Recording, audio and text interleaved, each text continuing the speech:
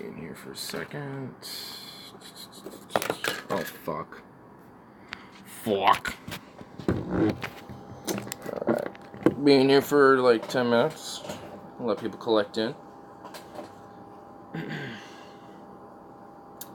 Hey, bro. Welcome back. Welcome back. I'm just gonna be in here for, I don't know, 10 minutes, give or take. Have a few bowls before I go in there. Before I delve into the table of word salads. There's a lot of word salads we're getting into. There's actually a few more I haven't even pulled up yet, but we're gonna get into it. I found a really funny dorky picture to use as a thumbnail, dude. I love it. I just like zoomed right into his face. I was like, this is perfect. It's perfect. He's just like, He's like, meh. He just looks like a dork. It was perfect. Looked just so perfect. Had to take advantage of that one. I was really looking hard for a really dorky picture for Jordan Peterson, and that just fit the cake. Fit the cake perfectly. But enough talk. I shall smoke these. But yeah, I mean, because I thought, because we've been talking a lot about Jordan Peterson, these last few streams, he's been coming up a lot, at least in my feed. So I'm like, you know what? I put him into my jotting ideas, and I'm like, I'm thinking about doing that. Elder Scrolls Online turns out it isn't bad. I know, I have that game. It's not a bad game, really. I play as the Khajiits. I play as the Men Kitties. Ugh, Jordan. Well, you read the title. You kind of saw what you see what's about to happen. So I have it set up pretty nicely. I looked up one of his old lectures. We're gonna watch a little bit of that. I mean, these things are fucking 2 hours long. I'm not gonna get into the whole thing. Like, I'm just going to dissect a little bit of it, go to another one, dissect a little bit of that, and then I have a Matt Dillahunty with Jordan Peterson. We're going to get into that. I'll skim a little bit through it because I've seen the whole thing, or most of it at least. And then I show up to hear him get shat on. Yeah, basically. Basically.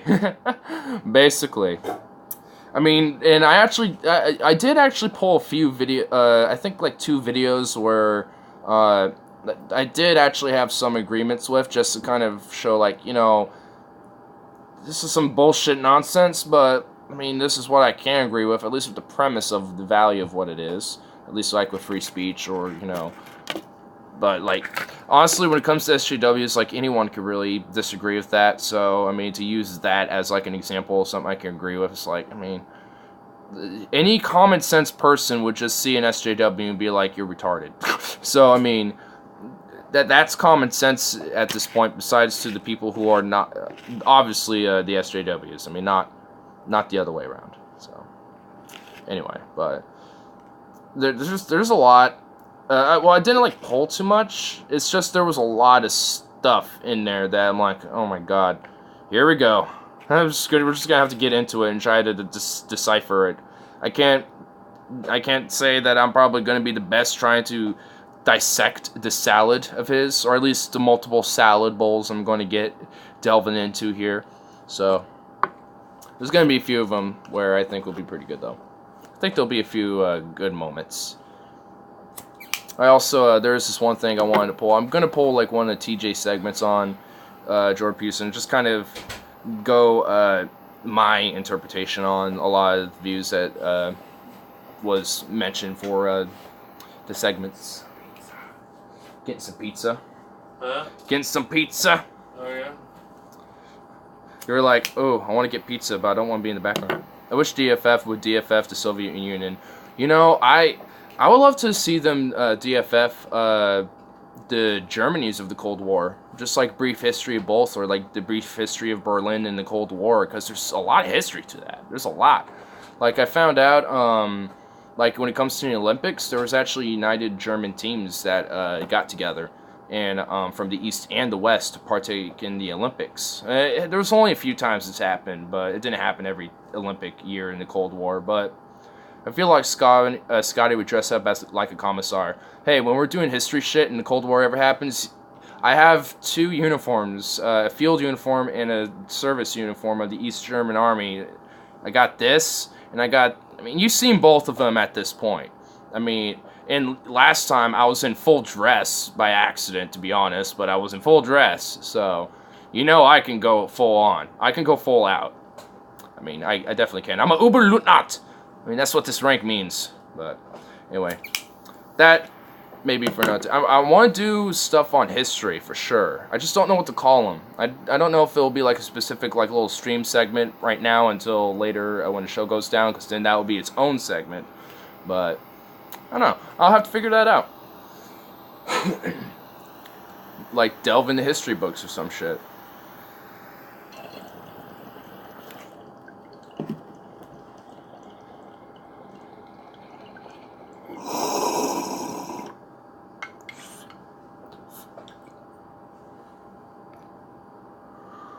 Woo.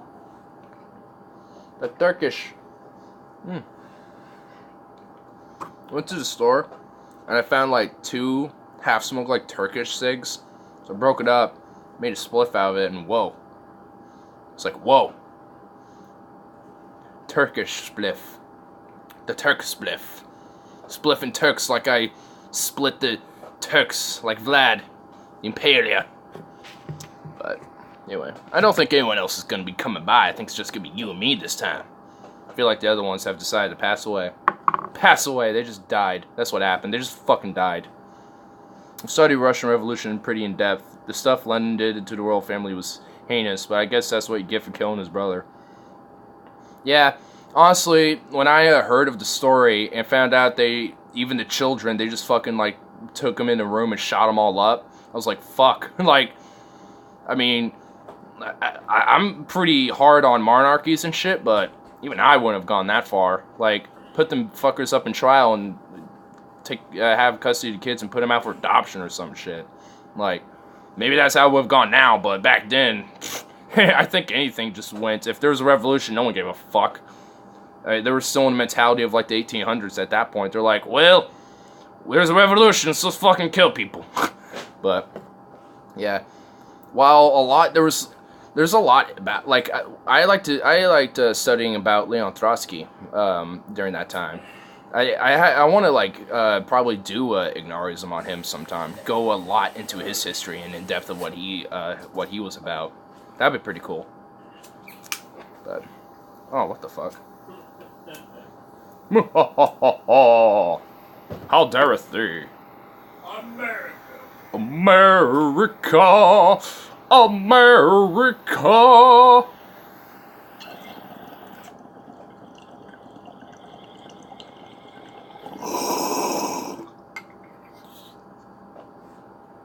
Oh, happy Freedom Day, bitch. It's technically Freedom Day. It's where we spread our freedom, that's right. Yeah. Anyway, I'm gonna destroy the rest of what I got set up here for myself. Get rid of that fucking boot dead thing for Ash. But, yeah, I can't wait to deal with this Jordan Peterson thing. It's gonna be interesting to actually delve into it and just really try to figure him out. What if Mao wasn't able to push out the Nationalist Army in the Chinese Civil War? Well, Taiwan will basically be China right now. I feel like that would at least be there. And then from there, I don't know. I haven't really read too much up. That China would have been a capitalist country. Well, I mean, it kind of is now, honestly. It's more like a state-ran capitalist society, like with them doing business trades and shit. I mean, if you're a communist, you don't really do trading and like business affairs and things like that, where you're trying to do entrepreneurship. For like they've been doing business deals with other countries. They are building like infrastructure throughout across Asia, like all the way into Europe, and it's going all through all these different little European countries and shit. So they're working out deals and business partnerships with them. So I mean, that's not really communist, if at least from what I know of. So I don't think they really, I mean, when they started, I'm sure they were, but I mean, at least Maoist communism, but now, I mean, I wouldn't really call them that anymore. They're definitely not like capitalist, but they're more of like I don't know what you'd call them right now. They're just like this authoritative state capitalist oligarchy, basically. They probably would have been freer, quote, yeah, under nationals. Yeah, probably. I mean, I would say that there will definitely be maybe more freedoms than a Maoist state, that's for sure. I mean, what I would have wondered if there was like there was just like one leader, I think, that was actually try to unite China that was democratic in nature, but I forgot his name. There's this video that goes into the Chinese Civil War by Future History that I talked about actually before. I mean, you should definitely check him out because it's really good. I think it's good. Hell, we wouldn't have a not known as North Korea. That's true. I mean, I think one day I'll do it. I think another one I've had listed was Ignarism on North Korea because I want to delve into the history of that. Like, I think, you know, I feel like it will kind of do that as a mixture of delve into history. I think I just named the segment Delve into History Books. And then you do that, maybe, and then like have it mix as Ignarism near the end, kind of delving on like a philosophy to kind of try to go forward on solving that issue. But it'll be really cool to delve into history because there's a lot of history even I've learned, even in my international politics class. And I have papers and stuff saved from that class still. I'm keeping them for as long as I can because they're fucking great and informative too. And I can, you know, we can definitely go into North Korea for a long stream. From what I've read, North Korean people aren't bad people. It's just really Kim and his inner circle. Oh yeah, of course. I mean, the North Korean people, you can't fault them for being born in a fucking concentration camp, dude. You can't fault them for that. I mean, they are fed propaganda to have undying loyalty. And then what do you get? You get a fucking, you know, regime that they treat someone like a demigod because they're fearful, and you basically kind of made your own little state religion to spread amongst the people there. And, you know, it's kind of, they do use a lot of religious tactics to win over the people there, and it disturbingly kind of works. Even though they're in despair, and they know it too. And they know that if they talk against the government and they try to escape, that their whole family is not only going to get fucked, but they're most likely going to get especially fucked if they get caught.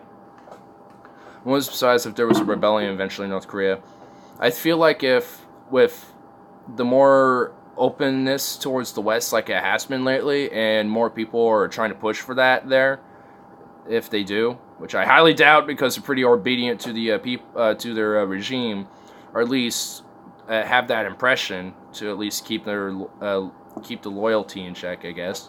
Apparently there's a thriving black market for Western media there. Oh yeah, that's what I mean. Because people, they want to open up to the West. The people do. I mean, Kim has been reluctantly doing so. Obviously, it's not really doing much because he's upgrading nuclear reactors and shit as we speak. So, didn't work out too well, but what can you do? So, I mean, you gotta like continue doing summits and continue doing talks and really actually provide like a counter something to like say what are you doing? Like, you can't be doing that. Like, we're doing talks here. Like, we're gonna come here. We're gonna talk about doing sanctions now again, and be like, don't. I heard Kim imports a couple of hundred Big Macs from China daily. I'm not surprised. It will not surprise me. I'm pretty sure that happens. Because, look at that fucking border. I mean, it's easy. I mean, there's a lot of trade that goes in between them. So, I mean, it wouldn't surprise me that's the case. I mean, I don't know. Like, I hope the people there, you know, there's something that sparks, you know, some sort of revolution there for them. You know, I would not want a violent revolution for them, but for them, I don't think they have a choice. Unless foreign politics makes it otherwise. But, I mean, if nothing happens, the people are going to have to take a step in and do something about it. But, for one, how are they going to do that when when they're already weak and impoverished as it is? And plus, where are they going to get the guns? And two, two is where are you going to get the guns? And three, where's the organization? And how are you going to organize when everyone's so brainwashed and they're going to rat you out for loyalty's sake, so they're not fucked? So, I mean, there's a lot of factors that could potentially play in for those, but exactly that quote: those who make a peaceful revolution impossible make a violent one inevitable. I mean, what are you going to do? They probably don't have a choice. Like, and that's a very, very rare exception for me to say violent revolution should be used. It's like, if you're like a North Korean and you realize what you're missing out on and shit, and you're like, this is fucked, and you try to organize and shit, and you're able to do that, then what's stopping you? What's stopping you besides being killed by the regime anyway? Like, if you revolt, you're going to get killed by them. If you're caught even conspiring the idea, you're probably going to get tortured and killed. Or at least imprisoned for a very, very long time. So, you know, in a way, what do they have to lose besides their chains on their ankles? I mean, that's why I say they probably don't have a choice. I mean, peaceful revolution should be the very first step towards any change and reforms or any revisions towards a better society. But if it's like fucking North Korea, you got no choice in that scenario, I think. You don't really got a choice. As long as America doesn't step in, I'm happy. That's what I say. Like, this is, like, when it comes to the Koreas, it needs to be between North and South Korea, and I would say just keep it between them. This is their issue. This is their political strife that they need to resolve and make amends against towards each other. I mean, this is their cultural land, you know? I mean, as much as I don't have that much, like, care for, like, culture being, you know, an influence in anything, as much as besides maybe just some tradition that, just for tradition's sake, maybe. I mean, who knows? Like, I would like it that they, North and South Korea, were the ones that were, you know, in charge of that. Technically, this is our fault and the Soviets. It's both of our faults, but when it came to the Korean War, it was the Soviets, because they actually didn't leave until after NATO left, and while they did, they left a lot of guns for the North Koreans to use. And then they just kept funneling guns in there, so that's how the North Koreans did an invasion on South Korea, which is something I've learned, and that's why I want to do an Ignarism on that. This is about Jordan Peterson, and we're talking about North Korea. So, we're going to destroy this, and we're going to get in there. I might take a break from the bullshit to go in here for a little bit and go back in there, but who knows. They left a lot of equipment. Yeah, left a lot of it. They just left it. They forgot, you know, you have so many troops there, you just can't bring the guns with you. You know, you got a lot of troops you need to, like, put in them trucks, you know. You don't have enough room for the guns. You just gotta leave them, dude. No one's gonna touch them. We'll come back. We'll come back. Come back, yeah. Yeah, totally. Which they did, technically. And, ended up becoming a big conflict that's still going on today. So, it's all good. It's all good.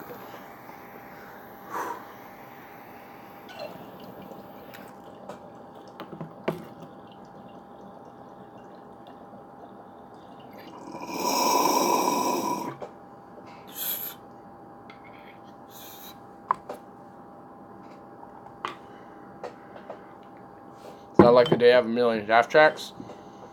See, those were over out in, like, the Western Europe, dude. They were out in Europe. You can't fucking... You know how long it takes? You know how long that shit takes? Might as well use train. Might as well just use planes. But, you know, they're all the way over there, too. That takes just as long. It's like, nah. We'll get them. We'll get them eventually. Anyway, let's delve into the Peterson. The place we get... That place we gave him in the first place. Oh yeah, that's true. We did give him a lot of equipment with Lend-Lease and shit. We did it a lot. We gave him P-40s, half-tracks, Sherman tanks and shit. All sorts of stuff. Okay. Peterson. And now we gotta do this in our typical sepia. Oh god. Oh my god, I love how the thumbnail's the first thing that pops up for me. Sepia. Oh god, and the haunting of Jordan Peterson. That's exactly what we need. CP? No, sepia. Sepia, or S-E-P-I-A, I think. It's, I don't know how you say it, honestly. It's just sepia, sepia, I don't give a fuck. I never gave a fuck. I never did. Gonna move this like over here. I'll just put this on the floor, fuck it. Okay. Jordan Peterson, boy. So, eh? Okay, well, because he likes to say postmodern, talk about postmodernism a lot, I pulled it up just to kind of at least get what this means. So I got Wikipedia for this. Wikipedia, the show's happening at the moment. So postmodernism is a broad movement that developed in the mid to late 20th century across philosophy, the arts, architecture, and criticism that marked a departure from modernism. The term is also more generally applied to a historical era following modernity and the tendencies of this era. While encompassing a wide variety of approaches, postmodernism is generally defined as an attitude of skepticism, irony, or rejection towards the meta-narratives and ideologies of modernism. Hope you pulled T.J. Kipler and mocked him. I actually didn't, but that's one I'm going to pull up when we get to listen to something else, so don't worry. I'm pulling one of those up.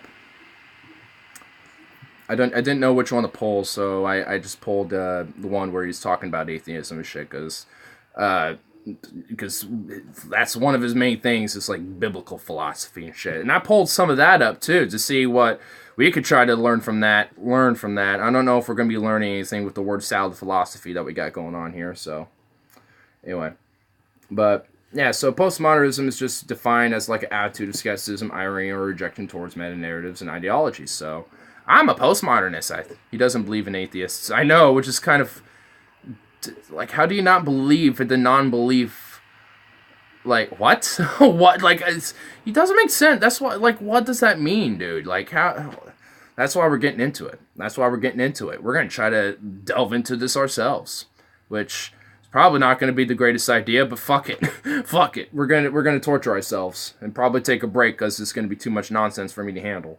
But all right. Well, now I at least got that out of the way. I kind of also pulled what meta-narrative meant, because I was like, what does that mean? But it just, rundown of it means it's like a meta-narrative in critical theory, and particularly in postmodernism, narrative about narratives of historical meaning, experience, or knowledge. So it's just basically like the narrative of it, like a whole narrative. There's like a whole premise narrative behind like the narrative. Like my postmodern score is like 80, whilst my analysis score is like 20 and rising. Where do you get the test to do that? Because I would like to probably take that test sometime as well. That'd be pretty cool. I did the personality test. I haven't done the political compass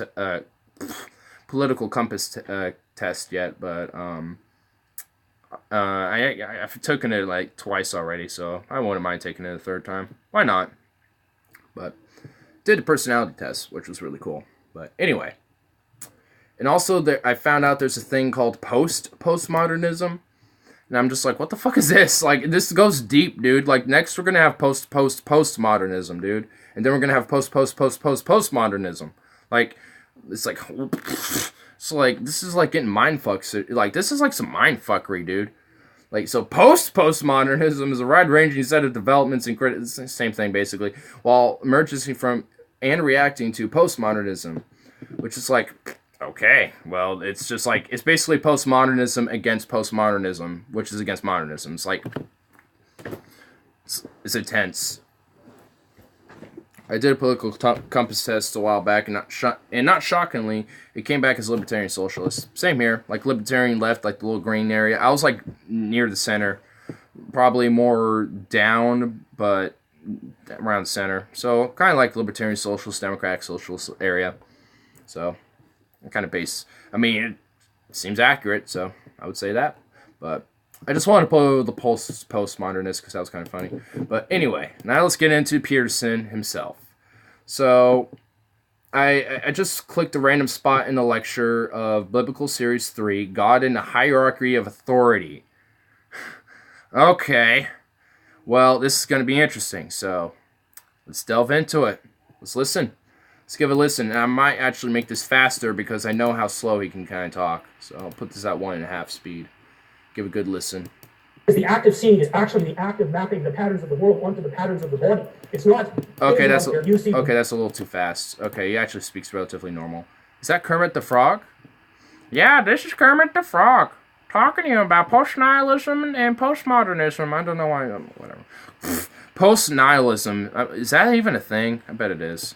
Then you think about them, then you evaluate, I hope it's not. then you decide to act on them, and then you act. I mean, that you could call that a folk idea of psychological processing or perception. It's not. That is not how it works. Like your eyes, for example. Now, one of the things they do is map right onto your spinal cord, for example. They map right onto your emotional system. So it's actually possible, for example, for people to be blind and still be able to detect facial expressions, which is to say you can, for someone who's cortically blind, so they've had their visual cortex destroyed often by a stroke, they'll tell you that they can't see anything, but they can guess which hand you put up if you ask them to, and if you flash them pictures of angry or fearful faces, they show skin conductance responses to the more emotion-laden faces. And Okay, so what I'm getting at here is he's just kind of talking about how if you're blind and you might have like your visual cortex part of your brain like destroyed like from a stroke, for example, or you just are blind, that you still get a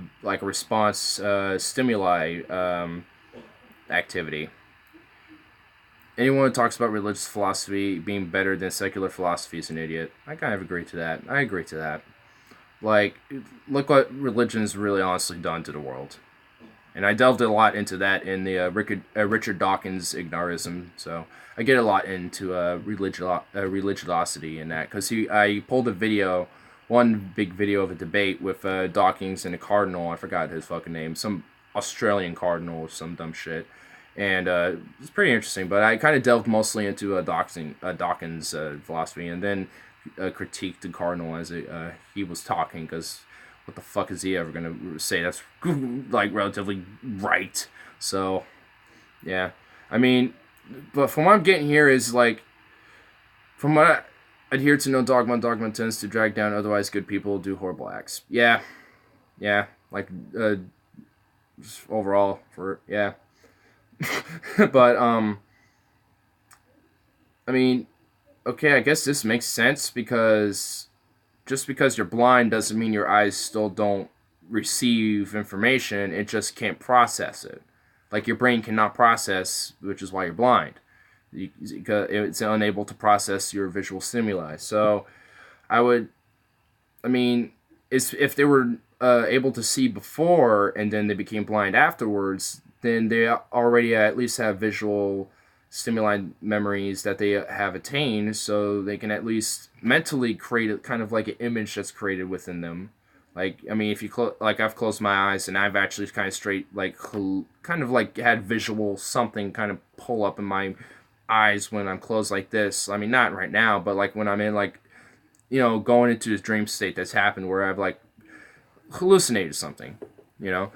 What doesn't your other senses sharpen when you lose one of your senses? Yeah, because you're unable to process stimuli of your brain, or like for example, like if you're unable to hear anything, I would assume like taste would probably be more sharpened, or like your eyes would probably be more adapted to seeing things in detail, especially from farther out. But I mean, I think visually you can't really help that if your eyes are just fucked from the beginning. But I know if you're blind, your hearing does get better because you have to focus on to with hearing. Like, so I know at least with blindness, your other senses sharpen because you are responding to that more compared to visually, or using a mixture of everything. So I don't think it's a myth, but I don't think it's like consistent with all senses. But I think for the most part, yeah. But I mean, it wouldn't surprise me though if you're able to still get like a stimuli response even though you cannot process it. Like like for example, like if you sit on your leg weirdly or you sit on your hand, it goes numb, but you still have this weird tingly feeling and shit. Like if you fuck with your hand while it's numb, or your leg's asleep and you're trying to wake it up, like you're still getting a stimuli, which eventually wakes up and then your leg feels fucking weird and you can't move it, or else you're just like ah. I mean, because your stimuli is actually starting to process and react to it again. While you still have your leg. Just because it's numb or some shit doesn't mean you're not going to be responding to anything. When I set my wiener, eventually goes numb. Well, I mean, I think that's an unfortunate situation that we have to deal with all the time now, don't we? But I mean, this is not something I disagree with him, honestly, because I can see where he's coming from on this. So I guess I went to his point where this is something I actually am alright with, that I can get with that, So, okay. So let's just see where he goes from here, though. It's because imagine that the world is made out of patterns, which it is. Then imagine that those patterns are transmitted to you electromagnetically through light. And then imagine that the pattern is duplicated on the retina. And then that pattern is propagated along the optic nerve. And then the pattern is distributed throughout your brain. And some of that pattern makes up what you call conscious vision. Okay, well, I don't have to imagine that because I'm just doing it right now as I speak. Like, it's just called processing this your surroundings, which is what your brain just naturally does. So, okay, I can see how he kind of. I'm starting to see how he kind of. I can't believe how many people are dumb enough to buy into his basic as fuck self-help nonsense. Clean your room, bucko. Yeah, I was just about to say that. I'm seeing how he wins over so many people because he's talking about some basic shit that our brain does right now. In this lecture right here, which I'm actually, I kind of skipped into near the beginning just to kind of see where he starts with. And I can see how he can win people over because he's talking about, granted, very complex, very, very complex things that our body does, which is absorb stimuli, which is what our brain does, because the brain is like literally the most complex organ in our brain and, around, really. I mean, like, a consciousness comes from this, our self-awareness, our sentience and intelligence, like, it's all right here, and it's fucking crazy, too. I mean, because, we don't have answers how this fully functions, and hence how, well, he's a psychologist, so I'm sure he understands the mind better than layman. Yeah, so, I mean, we can't deny that, he's talking about some really very interesting stuff right here, at least in this particular subject on like what the brain does, and imagine like in detail, like step by step how it happens. But you don't really need to do that when that's just how you perceive reality. Like, I'm perceiving this phone right here. I don't have to imagine that I'm looking at something like these unopened gum sticks or some shit. Like, I don't need to imagine doing that and then seeing how I collect it, because I'm just doing it right now. Like, staring at that, I'm doing it right there. So, I mean, it's basic as fuck shit, like you said. Like, it's basic but very complex when you try to explain it, or at least try to go in detail how it works and everything, because that is a very hard to explain thing. And that's why we got, like, neuroscientists and, like, psychologists, like, maybe not like George Peterson, but I mean, we got psychologists and shit that help explain that and help try to, give us an idea of how it works and how it, relates to the human body, human nature, and everything else and shit.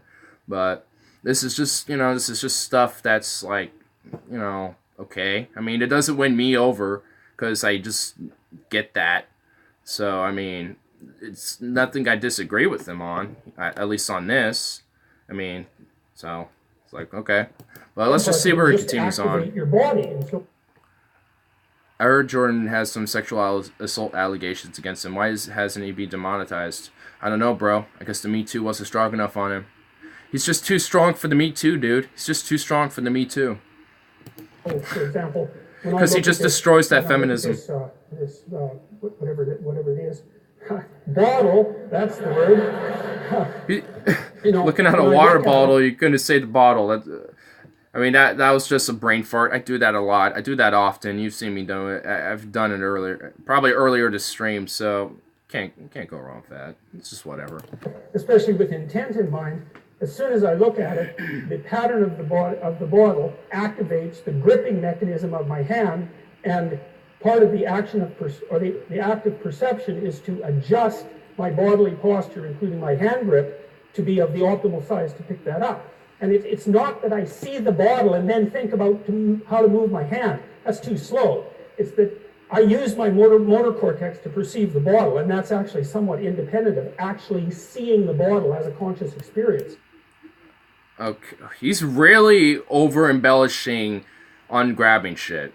That's what he's doing right now. He's making it sound like this fucking great, complex thing that's, amazing, but it's just, you look at a bottle, okay, let's just use myself as an example. I perceive these box of Pop-Tarts right here. I'm perceiving those. I just pointed at them. Okay, well, that's because I'm showing you where the Pop-Tarts are. So, I mean, that's not me, like, it's like, I mean, that's just, like, you see what I mean right now, dude? Like, he's, like, I see, that's, like, what I mean by a word salad. He's just, like, he's saying a bunch of words right now on how to just pick up something and perceive that, you know, psychologically, in a sense, because you're thinking about picking up something, and I'm doing that right now to show an example of that, and it's just like, you don't need to go so complex. You can make that more simpler, like, well, you're just doing a word salad, hence the word salad philosophy that I like to say, because it's just like, what are you doing, dude? You don't have to, man. How do you know it's a bottle and not Cthulhu's wiener? We don't know anything for sure. We all know we could be brains in a vat. That's right, bro. We're in a simulation. We're in a simulation, bro. We're in a simulation.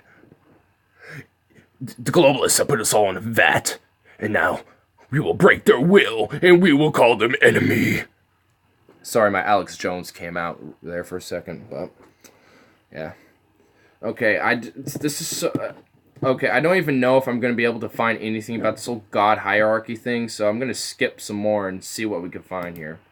Marxist hypothesis onto the animal kingdom that was being observed, and the notion that the hierarchical structure that you see that characterizes, say, mating hierarchies in chimps, for example, the idea that that was predicated on power was actually a projection of a kind of political ideology. And I thought, that really bugged me for a long time when he said that, because I'd really been used to using the term dominance hierarchy, and I thought, he told me...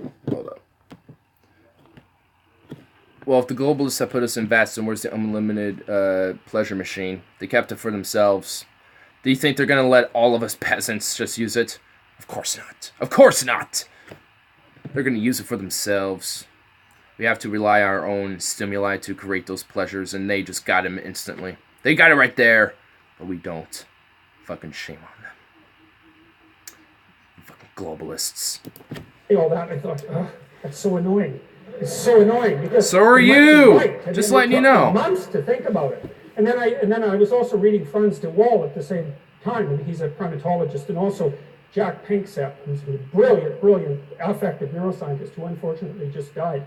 He wrote a great book called Affective Neuroscience, and for rats to play, they have to play fair, or they won't play with each other.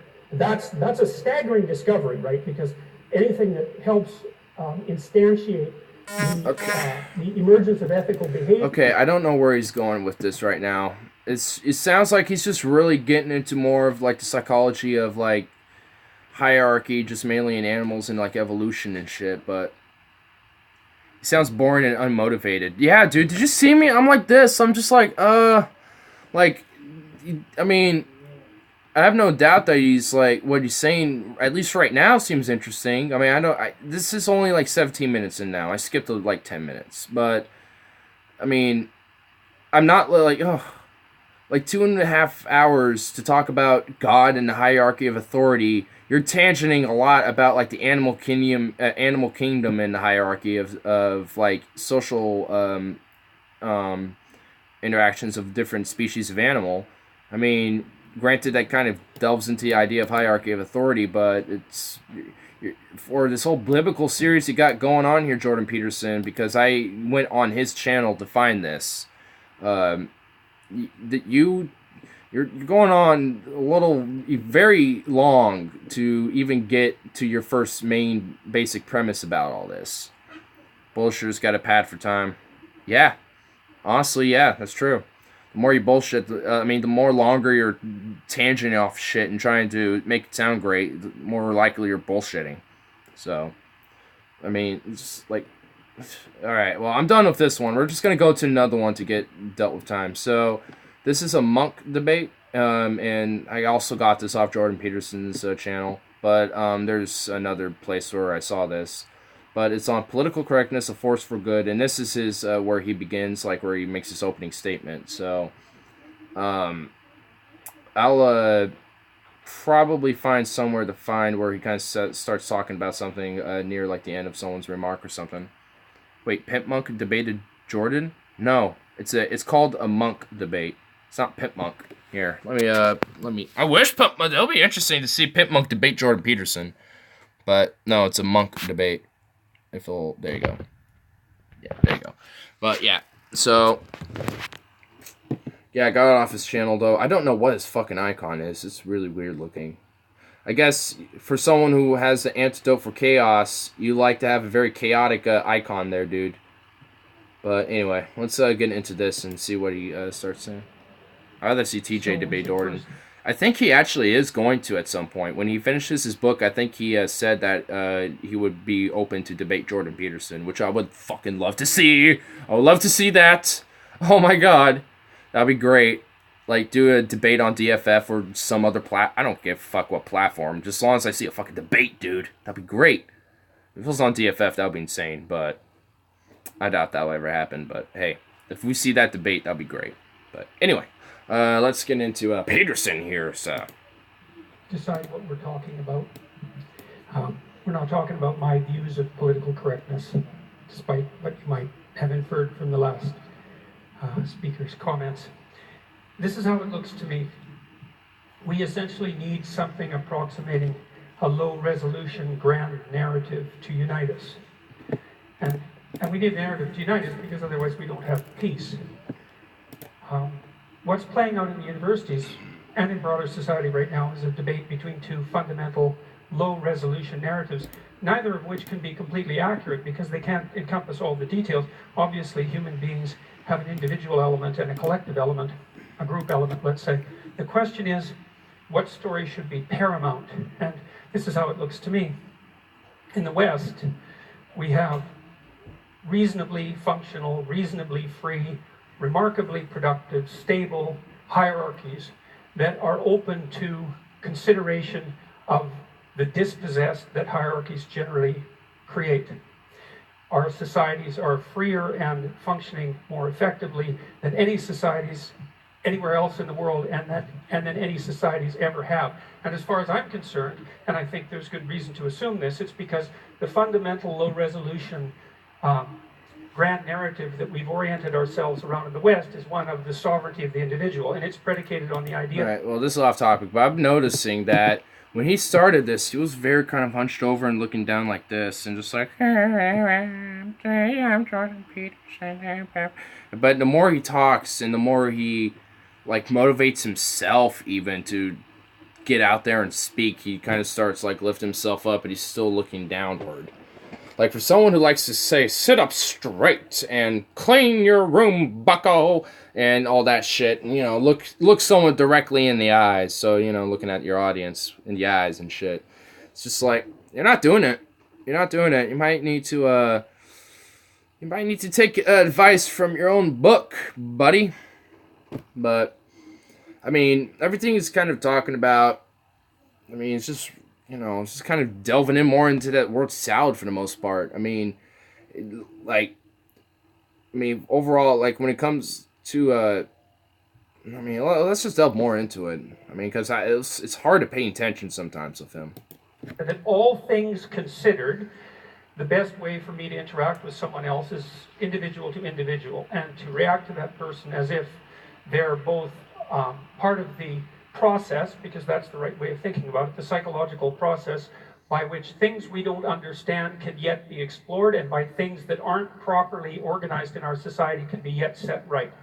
The reason we're valuable as individuals, both with regards to our rights and responsibilities, is because that's our essential purpose, and that's our nobility, and that's our function. What's happening, as far as I'm concerned, in the universities in particular, and spreading very rapidly out into the broader world, including the corporate world, much to what should be its chagrin, is a collectivist narrative. Chagrin. And of course, there's some utility in a collectivist narrative because we're all part of groups in different ways. But the collectivist narrative that I regard as politically correct is a strange pastiche of postmodernism and neo-Marxism. And its fundamental claim is that, no, you're not essentially an... Okay, this is where I am going to disagree. So, he's saying that, you know, society has not... I'm just grabbing the charger so we sustain longer. The other one charges better, so That's why I'm probably also going to take a break too. It's just to get that little extra boost. Anyway, so society has always been collective. If you want to know the truth, honestly, from what I believe, because look how much we rely on going to like using transit. I mean, that's where people like board up, and go to a place and drop off where they need to, and go around in the public area. I mean, society overall, especially when it comes to like economics, is very collective. I mean, despite the contrary of like capitalism and shit, because a lot of the economy relies on a lot of markets that have stocks in them, and who owns them? A bunch of people, or very few, depending on which ones you want to look at. But I mean, and that helps keep things relatively in balance, even though there's no balance in this country. But figuratively speaking, there would be a balance. And then you go into like a local farmer market, people come in, gather, come and then come collect in one area, and buy and trade foods and goods. I mean, and it helps sustain the greater community, which is pretty collective, I think. Um, like humans for the most part aren't individualists. I mean, they're individualistic when it comes to their self-worth, and who they are as a person. Like, I'm a very individualist person. I think that, and I do think that value should be encouraged, like, to be yourself and to be open, and open out, and understand that everyone is different and shit, which is not a collectivist way of thinking. And so I feel like he's confusing the two here, and he's only labeling collectivism as the SJW of like, you need to be like this, and you have to use Caesar, they, them, whatever for everybody, or some shit. It's like, which is a pretty negative form of collectivism, I do have to say and agree with. But I mean, that's to say that that's what collectivism is I would say very untrue, because I mean a lot of ways how human societies from the start of them to now have been very collective. I mean, back when we're all just tribal little family groups, I mean, they were all collectively making sure they all can sustain themselves. One kept the little children safe and nourished and fed. Many of the men went out to hunt, and some of the women were there to be bred. So I mean, that was how it was back in ancient societies. And then when agriculture became a thing, the farmers collectively harvested up their foods, but went down to the markets, sold it out to the rest of everybody else. The blacksmith made tools for them, so everyone had to collectively stabilize and help prosperize the community. It's always been a thing. It's just over time, it's just morphed and evolved and changed over the course of history.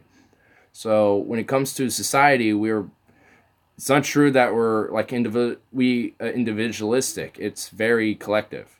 Whilst there is individualism within us and how we interact with each other, that's also true. I mean, when it comes to understanding who you are and what everyone else is, like, while we all are working together in collective, we can all understand that we're also individuals, and there's some things people can't do, and there's certain things that people can be very great at and are very talented in. Some people are incapable of doing certain things and just would rather like create arts or something, entertain people, or just write. It just depends on what people's interests are, which is where the individualism comes in, to help find a spot, to help, bolster the collective of your community or humanity or however you see it. So it to me, collectivism actually, is supported by an individualism in sense. At least, that's how I view it. So, I mean, but I can see the negative impact of like the SJW culture for sure, because a lot of people do, and it's not hard to see that. And they are, in their own nature, collectivist philosophy, if you want to call it that. So, yeah, I mean, just the way he worded that and got to that long ass point to get to that, I mean, was just, I would have to say I disagree with it. So, because obviously what I said did not sound like what he said.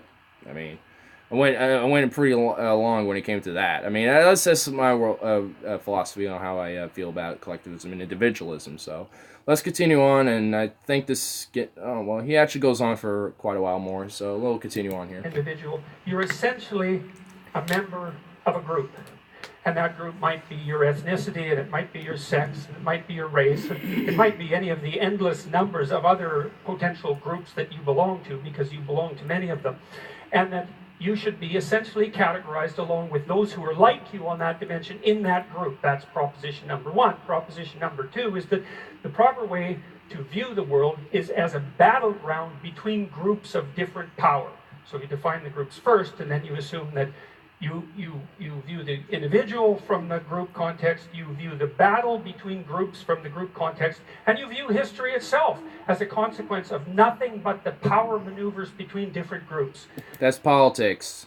That's just politics. I don't know what else to say to that. That's just what politics is. It's about groups and different ideologies and different powers competing and battling, throughout the world and shit for power. So I don't know what to say to that besides that's what politics is. He's just describing politics right now. The grasping rich versus the desperate poor. Yeah, that's one, that if you want to put in his idea of what collectivism is, the grasping rich are one collective narrative, and then the desperate poor are another collective. So it's just like, but even though that's not, I guess, technically true, they're not collectives. They're just different classes of people. They're not, because those people are all individually very different. Hence why those are individuals, and that's where my individualism comes in compared to my idea of what collectivism is. So, yeah, he's just using his definitions of the word, because he always goes as, so what you're saying is, or so what you mean by that is, and it's just like, and always just leaves out subtleties and shit. But I don't know. The different classes are very real, very much so. It's not just here; it's all over the place. That eliminates any consideration of the individual at a very fundamental level. And also any idea, for example, of free speech. Because if you're collectivist at heart in this manner, there is no such thing as free speech. And that's bullshit. That's bullshit. A collective also could all see the importance of free speech and encourage that throughout the collective. So, what? Maybe in like a fascist collected society, maybe, but that's definitely not true entirely. Like, what? That's bullshit. That's not totally true, dude. That it's debated by those on the radical left and let's say the rest of us, so to speak. It's that in that formulation, there's no such thing as free speech, because for an individualist, free speech is how you make sense of the world and reorganize society in a proper manner. But for... It's not just an individualist. There's a lot of different people that see the value of free speech, especially those who consider themselves democratic in nature and understand what voting, encourage the idea of what voting is and everything like that. So, I just like, man, this is just like really hard to dissect. It's like, he's really just pushing, he's pushing out this like major narrative for like what, I guess, we're in this debate, what political correctness is, because, this is true for SJWs or fascists or communists or very authoritarian figures, but anyone who considers themselves libertarian or individualistic in nature, just on a generalized basis, will value free speech. I value free speech because I don't want to get shot by the government over difference of opinion. I value free speech because I think people just have their right to say what the fuck they want. Like, what are you gonna do? Police thought? That's what it goes down towards, is policing someone's thought. And if you can't even think a certain way, then how? Or if you can't even say a certain thing, then what's next? They're gonna start policing how you think about it, which you can't say how you feel about it. So it's just like it's a very bad thought police. The thought police. Yep. But I mean, that goes down a very bad slippery slope that no one should be going down. Just period. I'd rather have free speech for everybody than for no one at all, or for some people. Like, I've talked shit about Nazis all the time and everything. I talk about, the alt-right being fucking faggots and shit. But just because they spewed the most awful and vile, shitty things and shit, doesn't mean that I'm not going to stop them from saying it. I just acknowledge what they said, and I think they're fascist pieces of shit, and they're disgusting human trash, and I'm going to say my free speech to say that. So, I mean, then move on, Like, that's how I view it. So, if anything, it's beneficial for everybody, because at least people who want to put themselves on the spotlight and are, these awful people who think, shitty things, then at least we can acknowledge what they think and then just make a mockery of them. Or debate them if you want, depending on how you feel. So, yeah. But I'm going to pull up and go a different route now, because I think, for the most part here, there's one more big thing with Matt Dillahunty and Jordan Peterson. So, before we get into that, I want to go on to the Amazing Earthist. The Amazing Earthist. The Amazing Earthist situation. And we're going to get into his word salad on atheism, which I'm pretty sure Paul is with him as well. And then we got a couple more videos as well. Because there's not... I didn't pull a lot of videos, like I said, but... I mean, he goes on for so long, and with the very few things that he will put out, like those little subtle premises that he'll push out, I mean, at least you can go off of that. I mean, but that's what it seems like I noticed with a lot of these Jordan Peterson fans, or just Jordan Peterson himself, is like they will sneak by a lot of different premises and narratives and, different views, but he doesn't go into a lot of detail and just slides it really quick while he's trying to get out his old big picture. I mean, he's just so confusing, but anyway, here's how he feels on atheism, featuring the amazing atheist T.J. Kirk. Exercise your middle finger muscles. Just say, you don't like the way I'm doing shit? Well, fuck you. Fuck you. It might seem like a primitive or antagonistic attitude to take, but trust me, it's the only way to live. So, the last time I did a Peterson video, you guys might remember, you might have seen it on the channel. It was, I was making fun of Peterson's PragerU video, and the guy is like, oh, of course you go after some 5-minute video of Peterson where he doesn't even have the time to properly explain himself. What do you mean properly explain himself? He's the one who agreed to do the video. If he can't properly explain himself in 5 minutes, that's on him, not me, motherfucker. Anyway, he said, watch from 23:20 on in this H3 podcast interview of Jordan Peterson and see what you got to say then. So I figured, let's do it. Fuck it, man. Let's give, the guy's been bugging me for months now. Let's see what, this is what he wants me to respond to. I'm glad to respond. Happy to fucking respond. Good. Let's listen. Get ready to convert to Peterson. I'm ready, dude. I'm ready for Peterson to convince me. I'm ready, Peterson. Yeah. Right? Or, I mean, you're a religious guy. I'm a religious guy. And you have spoken out somewhat against atheism, if I understand that? Well, I don't really believe in it. You don't believe in it? I don't believe in atheism. I don't know what sort of person that makes this. You don't believe in God? I don't believe in atheism. But do you think that an atheist... because the correct answer to what kind of person that makes you is a fucking idiot. Honestly, I was going to say the same thing. So I just let it keep going. Dude, like...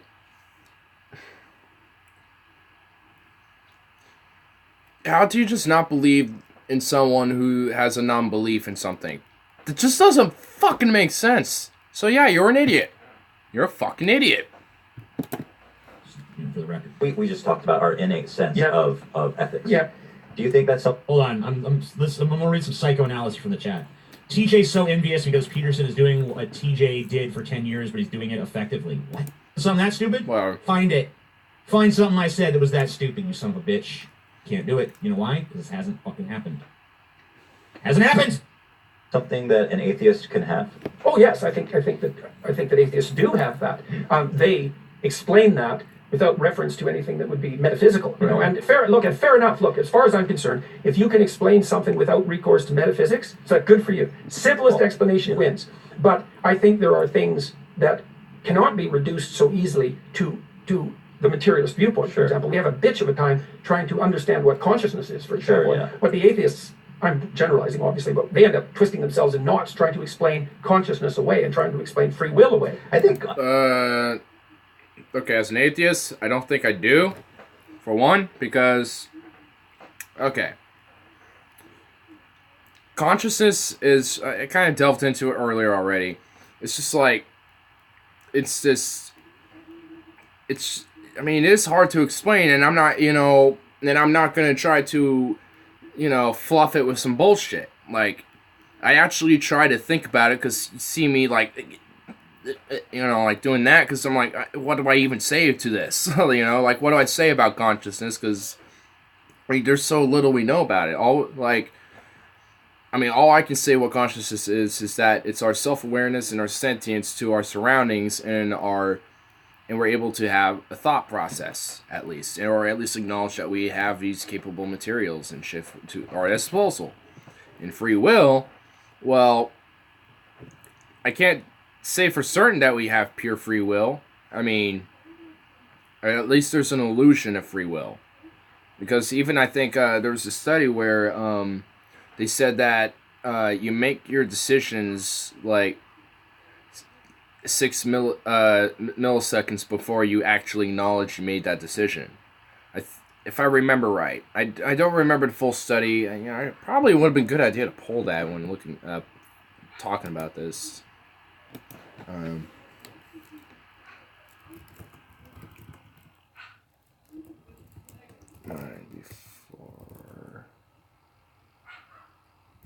think it.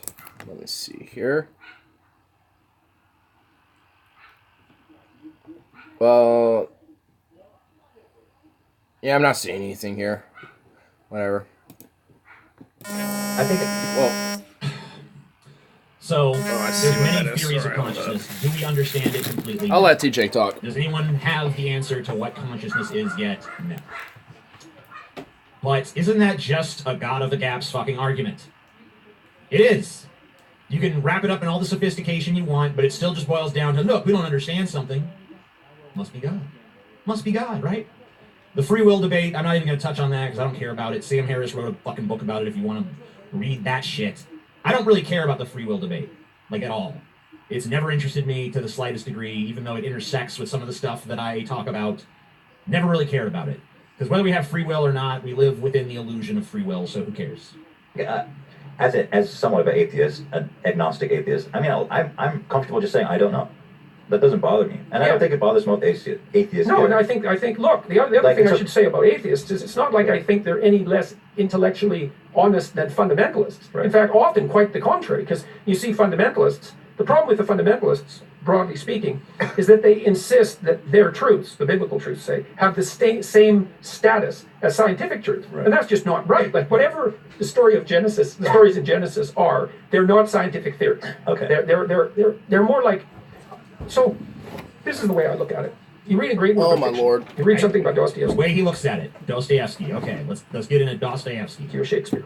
And you think, that's so powerful, it's so true. It's like, no, it's not, it's fiction. You think, well, okay, but wait a sec. It's Okay, so we're getting I think into like stories about that are. I think I know what it is. But anyway. found and true. But it didn't happen. Well, how can it be true? We think, well, it's Because it touches on some facet of the fucking human experience, obviously. It's not a myth. Yeah. So I'll just let History. TJ It's not take care of wow, this. Where does the power of art come from? I mean, like, read some fucking... this guy, you have read Joseph Campbell. I know Jordan Peterson has read Joseph Campbell. Because he stole a lot from Joseph Campbell, even though he kind of decries him. It's kind of weird. The power of art is not some inexplicable thing, though. It's not difficult to grasp why something that happens to a fictional character could be likened to our real-life events. Even if it's something fantastical, like they visited another realm or another planet or another world. They saw some crazy shit. They were bestowed amazing powers. Because human beings have the capacity for imagination. That's the explanation of that. It's not, oh, how can it be true even though it's not true? It's true because it speaks to us, because it was created by us. Kind of gets back into the same thing I was talking about. And also because it's metaphorical. I think that's what he's trying to kind of get to. He never really actually said metaphorical, I think, throughout that whole thing. But, I mean, that's what TJ's basically saying, is that how can it be true even though it's not true? Well, it's because it's metaphorical and relates to the human experience, which is what he's talking about there. So, like, it seems like also Jordan Peterson, at least personality-wise, seems extremely analytical as fuck. Like, he will dissect every little bit, you know, which kind of pops into his, like, oh, you know, just word salad. Just going back to that word salad. To that, in my humble opinion, bitch, a couple of fucking segments ago. TJ, stop strawmanning. You haven't even heard him. How come you don't care when I interrupt anyone else? Extract out the key elements to it, and you tell this beautiful story that has the relevance across all sorts of domains, all sorts of people's lives. Well, that would be fiction, great fiction. Well, the biblical stories are like, you take a bunch of lies and you distill them into stories, and then you take a bunch of stories and you distill them into myths. And a myth has that kind of unbelievably potent truth that's a consequence of the distillation of human wisdom. And there's something about it that's transcendent and true across time and all of that. It's eternal in some sense. And so that starts to border on... Called metaphorical. No, it's not. It's just fucking not. Are there myths and legends that resonate with human beings? Sure. But are there people who disagree with the messages of those? Yeah. Oh, yeah. I mean, you just lamented in your fucking previous video that I reviewed, the PragerU video. I guess it wasn't previous for you, but whatever. You lamented in that video, it's now possible to get an English degree without reading a single word of Shakespeare. Don't you think that's because they rejected Shakespeare?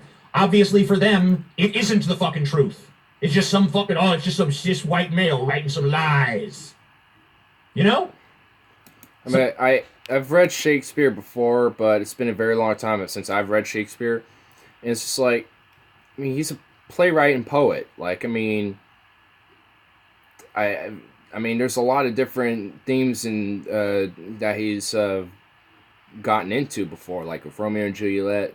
There's like a sense of like divide between two families, but yet these two people who look past that are able to, you know, at least for the story, find romance. So in a sense, it's more like find harmony, even though in the end they both die. But I mean, there's a pretty good. I mean, I'm sure it goes to far more detail. I just laymaned it the fuck to hell.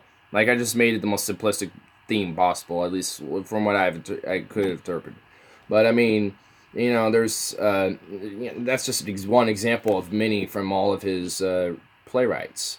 So it's just like, I mean, some people will reject that. Like, some people reject Karl Marx, and so some people reject fucking Adolf Hitler. Or I guess most people reject Adolf Hitler as, you know, some philosopher or some shit, and, you know, hate that shit. Or at least that would, you know, at least with philosophy. But I guess with like fiction, I mean, some people would see like the prose edda, you know, from Norse mythology is just and reject that. Well, I mean, I've read it before, and I've actually taken some of it, you know, as have been able to relate to it a little bit, because I've, you know, found some stuff in there I could relate, which doesn't mean I'm like some Norse believer or whatever, or doesn't mean I've rejected other works. It's just that sometimes some people just aren't exposed to other works. Like, I'm sure there's so much different work that I haven't exposed myself to. Like, I'll admit, I actually haven't really read any Nietzsche, even though I actually do want to find one of his works and read it. I mean, you know, and there's far many others I could just name off the top of my head that I want to delve into and read about their philosophies and stuff. So, I mean, there's just countless different people that, you know, I just have been exposed to. So sometimes it's just lack of exposure. You know what? And if they reject it in the end anyway, at least they were exposed and at least were able to delve into it. So it's just like, I don't get it, but all right. So obviously it's not this great universal truth that is 100% accepted by all human beings ever. It's just not. What people would normally would appropriately consider religious. Now, you might say, well, that can all be true without there being a God. It's like, fair enough, fair enough. And when I did my biblical lectures last year, I did 15 biblical lectures only on Genesis. I only approach them psychologically. I said, well, here's what these stories signify from the perspective of the psychology of narrative. Here's what they mean. Mm-hmm. Does that imply God or not God? And my answer to that was, well, I'm not denying or affirming that. It's like I'm leaving the doorway open for a metaphysical reality. Sure. And the reason I asked... Why, though? What's the point? Why leave that door open? I mean, you can either be agnostic, which I guess technically you're leaving that door open of the denying of plausibility. But, for someone who's like an atheist or a theist, that door is either open or closed. And for me, it's like this door right here. It's closed right now. I just open it up a crack. That's like how I am when it comes to religiosity as a whole. Like, I believe that man-made religion is bullshit, and that door is sealed and not opening up again. But I leave open the door of something I just don't know or give a fuck right now, or I probably won't until I'm dying. Like, that's probably the only time I'm actually going to really think about it. Like, what is truly out there besides, oh fuck, we die. Or something like that. I mean, so... yeah, like, who knows, like, it's just like, I don't have to, that the door needs, why, I don't, it's like, it's like a mind fuck, it's like, he does, like, little mind fucks to, like, really make you try to delve onto something, and while you're, like, doing that, you can slip a few more extra in you and be like, huh, oh, what, what, okay, I'll clean my room, I'll sit up straight and be a good boy, daddy. It's just like, oh god, dude. But anyway. Excuse me, cut. I mean, you can leave the doorway open for a metaphysical reality without being religious. You can leave the doorway open for a metaphysical reality just by being an open-minded, skeptical person. Hence agnosticism, which is like, and also just that, and our consciousness probably can in some way, like when we do take DMT or some shit like that, and have a psychological hallucinogenic experience with like psilocybin or whatever. I mean, maybe it generally is like a way to like open a metaphysical doorway, and essentially, like maybe, but I never have had a psychological experience, or a hallucinogenic experience, so I can't fucking say. But for the most part, which actually I think there was a video that Matt Dillahunty did, but it wasn't on specifically with Jordan Peterson, so I didn't pull it.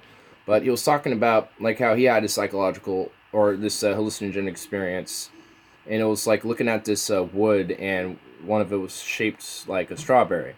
And then it started forming a face, and then had like this super S man, like for like Superman or some shit on him. Started bouncing around on the wood, and then actually flew off and flew around his head and smacked right back onto where it was. So, I mean, does that mean that there's like some metaphysical like super strawberry gods or something? No.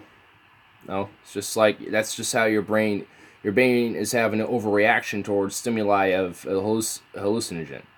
So it's gonna be, exploding different ideas and different things from what you're thinking in your conscious and shit. So, and all, or even else from past experiences as well, and combining different things and shit. So who knows? So, anyway, but yeah, it's just, I mean, that doorway can be open. I mean, I just explained that. Some people would prefer to just have it sealed off entirely. For me, it's open a crack. I'll let it come in. I'll explore it. I'll peek in and see what it's about. But I'm not going to open that doorway and just, take me. Just not doing that. Nah. But anyway, had a little spurg moment there for a second. We had to get some energy going. We got to get some energy. Not even hearing your ideas and thoughts at the moment. Shame for lack of discussion. I'll whip you into shape with my high energy. But anyway, well, I'll get into a little bit more of this, and then we'll pull into then I'll pull into a short video, and then we'll go into the Matt Dillahunty thing. And then there's also going to be one more after that. So this is going to honestly mock Jordan Peterson in the next video afterwards. But let me get into this other thing really quick. Here we go. someone who decries postmodernism, Jordan Peterson sure is a slippery eel. Jordan Peterson is one of the most postmodernist thinkers I've ever seen in my life. That's why I never understand his condemnation of postmodernism, because the whole shtick of postmodernism is, you know, what is reality? What is all this stuff really? You know, there's no real answers. And he's like a pig in shit in the muck of fucking postmodernism, rolling around. Oh, yeah, this myth contains truth, and you gotta be open to a metaphysical reality. I'm not saying there is a God, but I'm not saying there isn't a God, but I'm saying that this might be a doorway to the metaphysical experience. Blah, blah, blah, blah, blah. It's just a lot of fucking word salad. I don't know if you guys saw this, but there was an atheist channel on YouTube. I forget the one, but you should be able to find it by searching for Jordan Peterson or random word generator. Or maybe it's Jordan Peterson or word salad. And it's a panel of people, including Matt Dillahunty, who are sitting around and they're listening to random quotes, some of which were... Hold on. I'm just trying to get back into the Peterson thing, so we'll skip that. But I actually have found it, but I should have polled it, but forgot to, unfortunately. Though I think I might. I might. Smart. And then when anyone challenges it, they're like, you just don't understand him. It's like, do you? Do you? Because I don't really think there's much to understand there. Yeah. Because there's a lot of religious people who just completely... Someone just said TJ Meat Kettle. No, when I speak, if you actually listen to what I say, it's easy to comprehend what I'm talking about. Yes, we are. They dismiss atheism or unreligious people. And, you know, one thing that I always hear that drives me crazy is like, how do you know right from wrong if you don't believe in God? And that drives me insane, because it's like, I don't think that I need God to tell me not to rape and murder people. That seems insane. For a religious person to say that almost says to me that you want to go out and rape and murder people. The only reason you don't is because you're afraid of God. Well, see, I have a little bit more sympathy to that viewpoint, because my claim would be the ethic that you have, that inhabits you, say, that helps direct your conscience, is partly a consequence of rationality. But it's more importantly a consequence of you being embedded in a culture that tells certain types of stories. So it's back to the story. So you think the Bible influenced me, whether if I acknowledge it or I'm aware of it or not? Yeah, you can't help it. You think that what we... Okay, before TJ does this, okay, TJ, hold on, TJ, hold up, TJ. Okay, so I was born Christian and shit, so consequently, I was raised with the Bible and shit. And a little child's one, so, you know, it gets all the pretty good colors and shit and all the niceness and everything. Tells all the stories and stuff. I have it somewhere, I think, still hidden away, and I don't even want to know where. But anyway, I mean, but some people aren't born into that. Oh my god, hold up. But I mean, I'll let teacher just explain. This is getting ridiculous. Murder is considered wrong in every single human society to ever exist. Now, there have been exceptions to that, like, you know, maybe if you're in the Wild West or something, I killed him. Well, why? Because he cheated at cards. Okay, well, that's valid.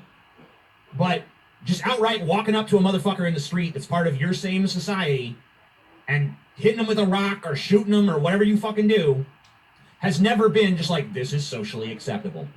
This is socially acceptable and fine. And usually, when stuff like that does happen, religion is the precursor to it. Like, when people start killing other members of their own society, it's usually because, like, they're a witch! You know, or, we have to appease the gods with a sacrifice. Okay, so... Alright, let's hold in thought. So, okay. Society has these rules and shit because everyone deems that shit like rape, murder, thieving is wrong. I think society agrees that it's a bad thing. It's a bad no-no. It's a no-no. So, I mean, TJ's getting into it right now as we speak. So, I mean, it's just like... I mean, it's like... It amazes me that, you know, this is how he's able to, like, go. It's just like, do this gibberishy word salads, dude. Like, I mean, if there's anyone who actually is a Jordan Peterson fan, can you, like, please, for the love of fuck, explain in just layman's terms what he is talking about? because he likes to delve in these word salads with his little word salad philosophy and just don't understand it. You are so eloquent. Well, thank you. I don't think I'm the most eloquent, but I feel like I'm better than Jordan B. Peterson. Gulp. But, yeah. I mean, we'll let TJ continue his rant here. So I'm gonna cut you open and rip your heart out and hold it up to the sky. There's never been a society that there's a book. It's hard to get a hold of. It's called Human Universals, or something along those lines, and it's all about the shared morality and shared social aspects of all human cultures across the globe, and there's tons of them. And it's not just religious societies that have that. Every society does not like rape. Every society does not like murder. Now, once again, they might not have our same definitions of rape and murder. They might be a little looser with it, or they might have certain exceptions for religion or whatever the fuck custom bullshit. Yeah.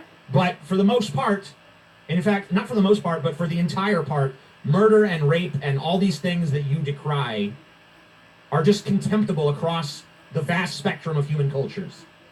So how can you say that it's the Bible that brought that about? I mean, the fucking code of Hammurabi, doesn't that predate the Bible? That was the first example that we can point to of written down human laws. Those were not inspired by the Bible. They still say don't kill people. They still say don't steal. It's not a matter of the stories that people are told. It's a matter of empathy. What I love...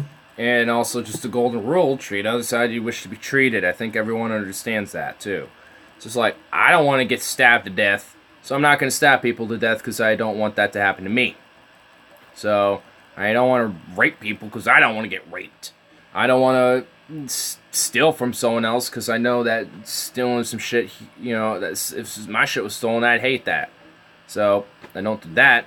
So it's just like, makes sense. I mean, most people kind of get that because they have the self-awareness to understand that I don't like it when these things happen to me, so let's work together with everybody else and make sure that we all can agree that this is a bad thing. So that's why there was a code of Ramadan. That's why people had rules in their society, and they had punishments for whoever broke them. I mean, that's why there was laws. That's why there's the 10 Commandments, even though most of that's bullshit anyway. I mean, you can make an example with, religion, but you can make an example with secular societies as well. So, Peterson, this is like the word salads with you, man. Just, my lord. You're feeding me so many bowls of salads. So many different varieties of salad. It's insane.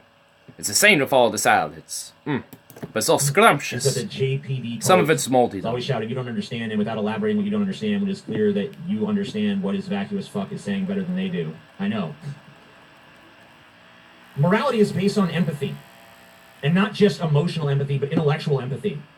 The reason that we say, hey, let's not rape and murder and all this stuff is because, hey, I don't want to be raped. I don't want to be murdered. I don't want to live in a society where that's the norm because that affects me. So there's an aspect of selfishness to morality. Yeah.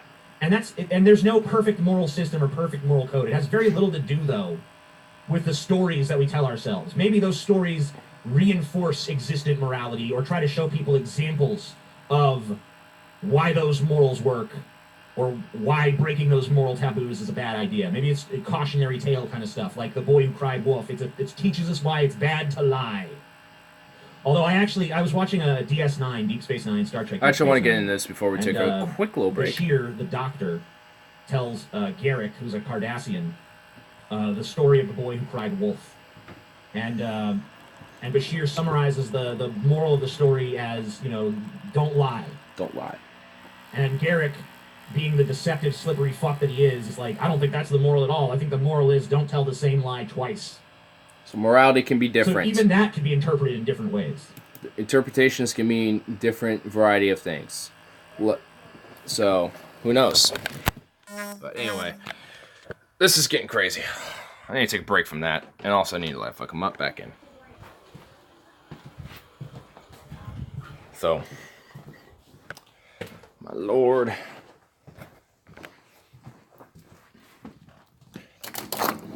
most fucking needy beast, little bitch I've ever met. Get the fuck in, come on. Swear to fuck I don't want to hear your yapping little ass, dude. Go on. You ain't get nothing. You don't get nothing from me, boy. Or girl. Or bitch, I guess you can say. Bitch. Ugh. Might as well turn the sepia off. Goddamn Jordan Peterson. Or make it haunting for you. Okay, we're done. Okay. Back to normal. Back to normal while we have a few bubbles. Because it's hard to really dissect into Jordan Peterson, dude. It's really hard. It's like it's difficult. It's turning my brain to mush right now, dude. Fucking brain's like feeling mushy. Like the mushiness of my brain. The brain mush is strong. I think it killed you. I think Venom died. So I could just be talking to myself at this point. Damn. Pretty sure he's dead. Rest in peace, Venom. Jordan Peterson killed you. Damn, Jordan Peterson. Fucking killing my viewers. Nearly killed me. Oi, oi, oi. Oi, oi, oi. Oi, oi, oi, oi, oi. Eh? Fucking Jordan Peterson, eh? Man. I mean, like, let me try to, like, analyze how I feel about Jordan Peterson right now. Just based on what I'm learning about this fuck. Is that he is definitely an intelligent figure. You can definitely see that he is. Jordan Peterson is intelligent. Cannot deny that he is. I mean, I have at least enough respect that he's willing to at least be analytical and try to at least question and be skeptic, which is a postmodernist thought, by the way. Oops. And, you know, he really is one, like, the most postmodernist, anti-postmodernist I've ever seen. Oh, son of a bitch. That's not even right, man. That's not right. Damn. God damn. Don't know what's going on there.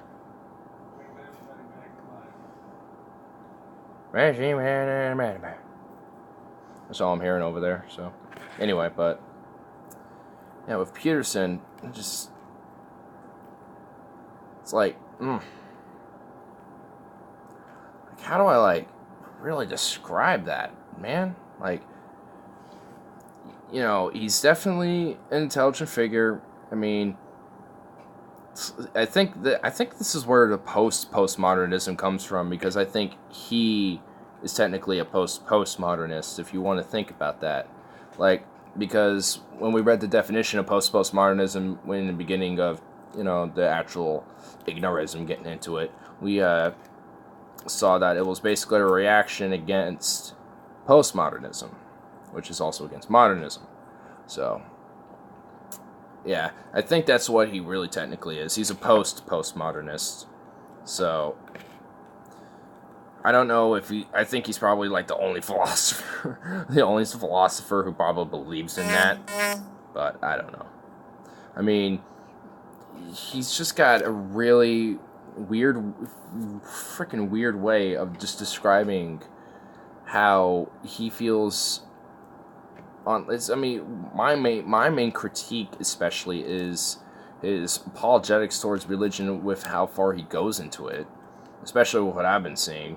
I mean, one of them we actually did try to check out one of his lectures, his biblical lecture there. And it was on God and hierarchy, and it didn't even get into it yet. Like, it was tangenting on for like 20 minutes before he even got into anything based on that. So it's like, how do I even, like, he just like drones people on with, you know, he gets a hook of some cool stuff. Like, just stuff he mentioned within those moments that were really interesting and really cool. So he gets him with a hook. He gets him with the hook of the psychology and the science, a little basic science in there. Then he gets in the hook with his actual narrative, with his actual ideas, and pushes them forward.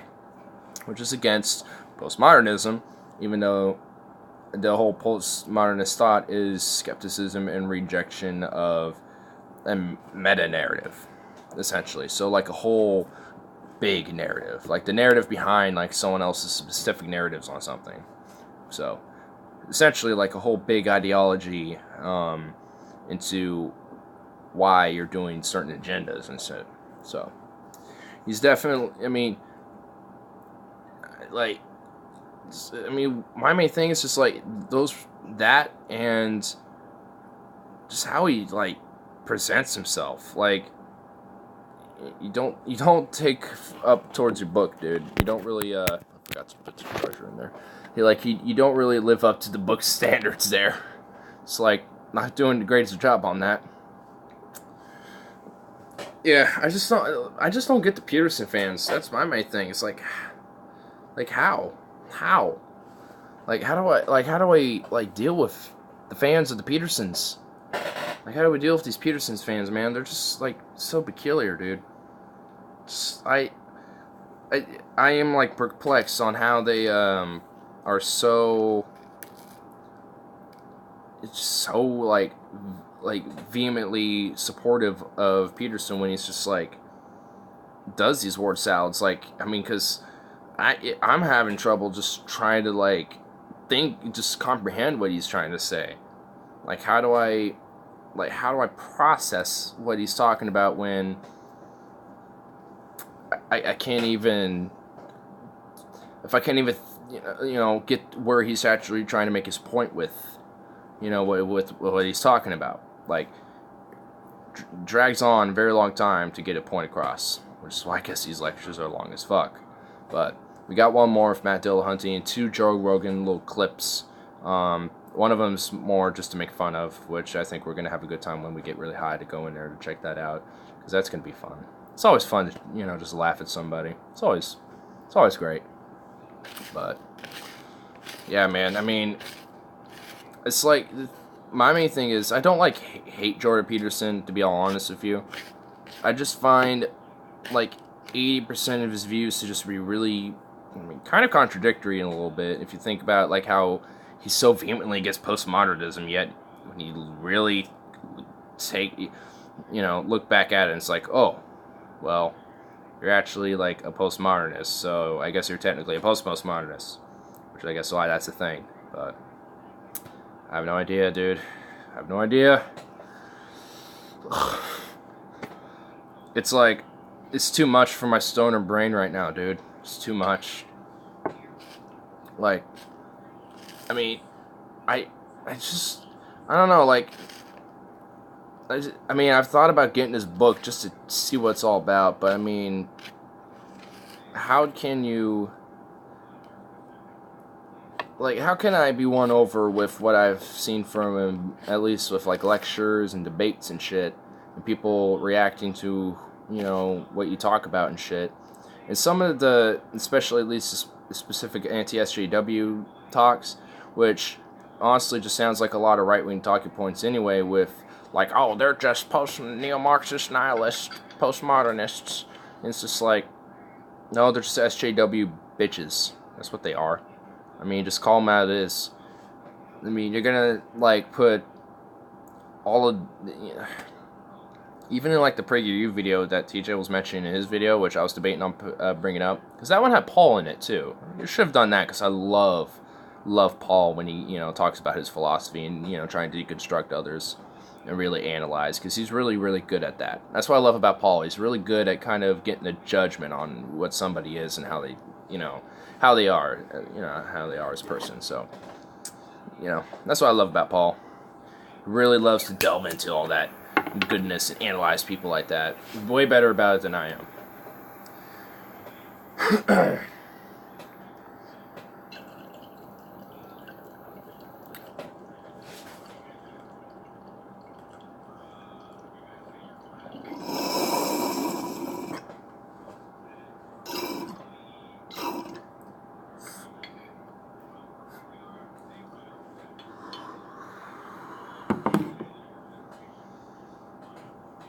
Damn. You're definitely R.I.P., bro. You're gone. You're gone. You left me. Or he just died. Just had like a Peterson stroke and died. But that's okay. That is okay. I'll push through. I'll push through for everybody else. Because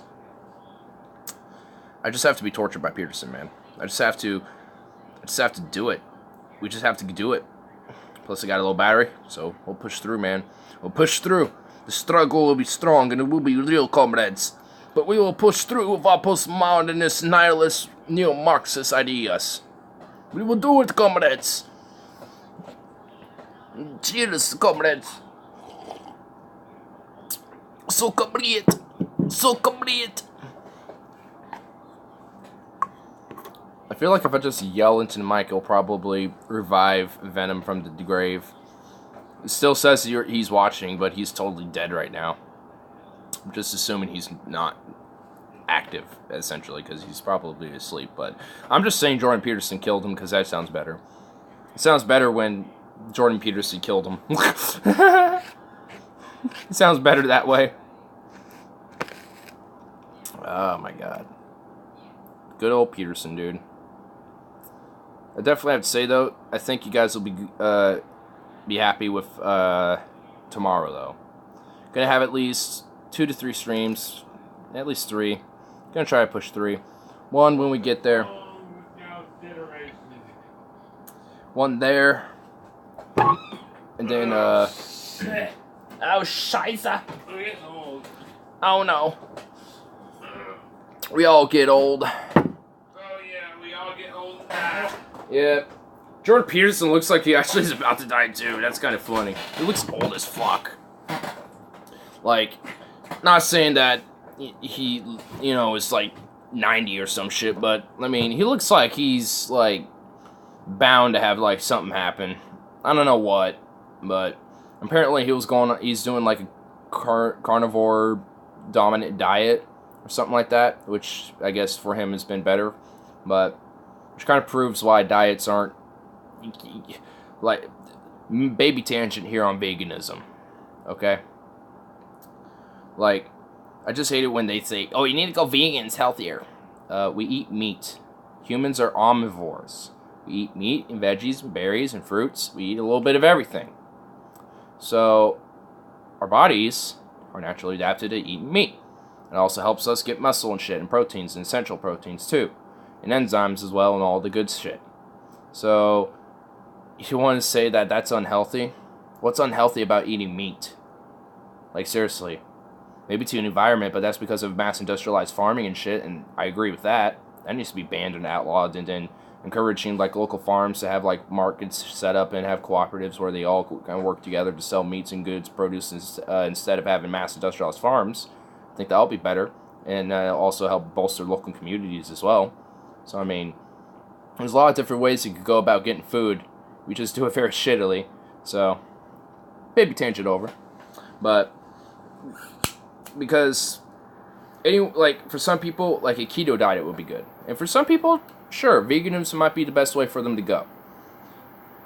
But for most people, you should put meat in your diet. You know, it's not unhealthy to, you know, maybe not go full meat, but you need to have it a little bit every now and then. Like, you gotta find a way to have, like, those good essential proteins that come from an animal or something, because that's how we've sustained ourselves for a very long time. So, we can't just automatically switch to, we're herbivores now. We were omnivores for all this time, but now we're instantly herbivores. It takes a lot of time to really evolve from that. If you want to actually transition yourself to doing that, then wean it off slowly. You know, like, I mean, I just eat meat a lot because I fucking love meat, and there's no way I'm not going to stop eating meat. No one is going to, you know, convince me otherwise. I don't care. I mean, I agree with, like, solutions, you know, to solve problems with, you know, farms and shit like that, and how we get food now, but, you know, that ain't going to stop me from eating meat. It ain't. But, anyway. Gonna just destroy the rest of this shit, because we gotta push with the rest of this Petersonism. The Peterson. Be blesseth thee with the Peterson.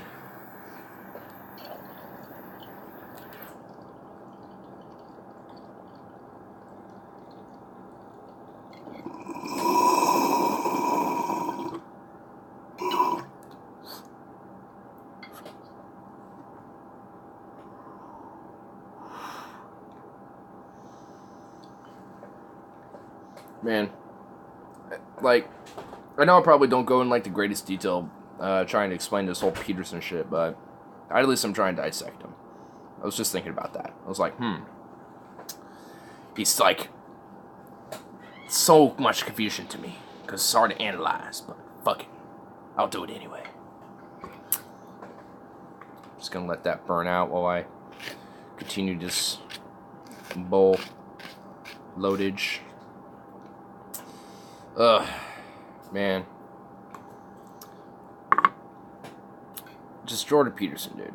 Just Jordan Peterson.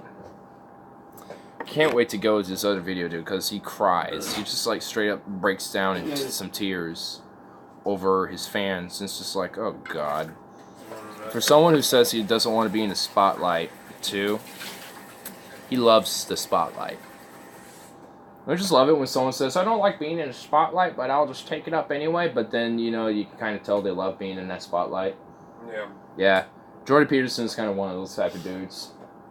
I'm doing an Ignarism, going and delving into Jordan Peterson right now. Oh, yeah? And it's just, it's so fucking, like, I like to nickname what he, his, like, views is, like, Word Salad Philosophy, because he just says a bunch of things and will, like, slip few, you know, like, and will briefly go into, like, something, but never actually go into what he means, and he'll sometimes just straight not answer a question.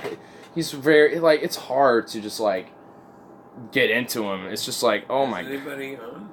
I think Jordan Peterson killed one of them because he hasn't responded. I quoted him, like, for a while, but I think he died. Because he's been, like, we've been having a conversation here, but then he just stopped with thought. Like a dead man? Yeah, I think he just died. He's dead. Yeah. I know how my grandma feels when I used to talk when I was young. I can't keep up. I mean, with Jordan Peterson, I mean, it's not that I can't keep up. It's just like, where the fuck are you going with what you're saying? It's like, I'm trying to, like, listen in, like, genuinely. And it's just like, okay. Who's George Peterson? Is it Beatles? Jordan Peterson, he's like this Canadian psychologist professor, and I mean, he got a lot of notice recently, like in the past year, and has just become a major figurehead, and has like this book, and and a lot of people really like freakishly like love him a lot for some reason, like really follow him and shit, and it's just like they're.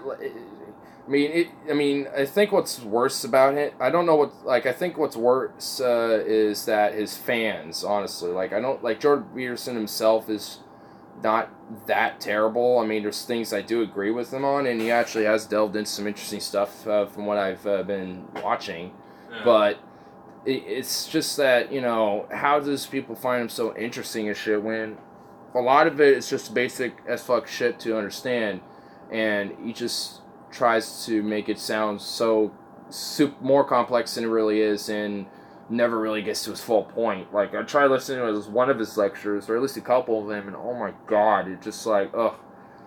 It took forever to just you know, to like find something to like critique on. It's just like, oh my, or to like discuss on, or anything. It's just something. I was just like, oh my god, like, oh. I better go lay down. Alright. I'm getting tired, Yeah, I'm like, he's draining my brain. The Peterson is draining my brainson. Oh, yeah. I know how that feels. Oh my lord, yeah. He's definitely a difficult one. He's probably... Yeah, I mean, he's probably been the most difficult one to, like, try to, like, do Ignarism on out of all the things I've done so far with, like, Richard Dawkins, Anthony Bourdain. Yeah, there's so many different things. You know, but anyway, have a couple more bulls here. We'll go back in there, finish the job. We gotta finish the job. We started it, and now we gotta finish it. But, oh my god, man. you know, just Jordan Peterson.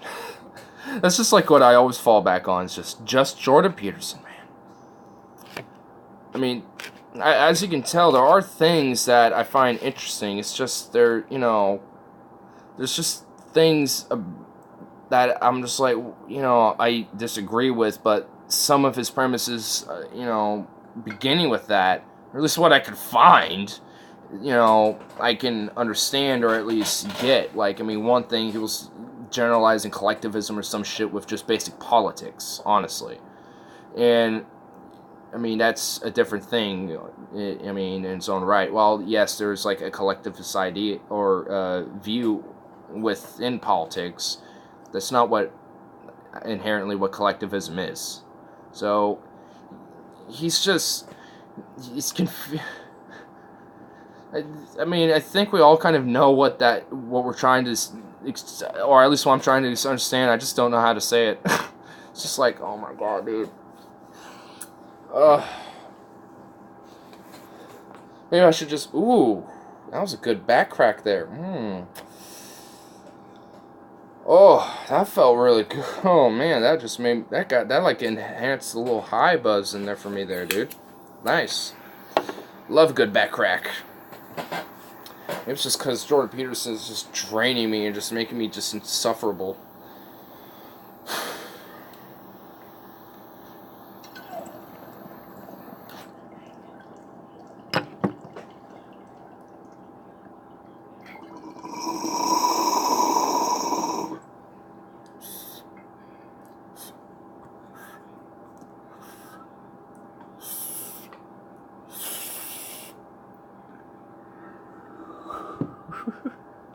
It was like sucking. Like, suck.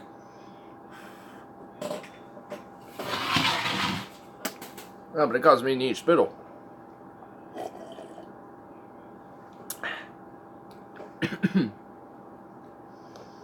Alright.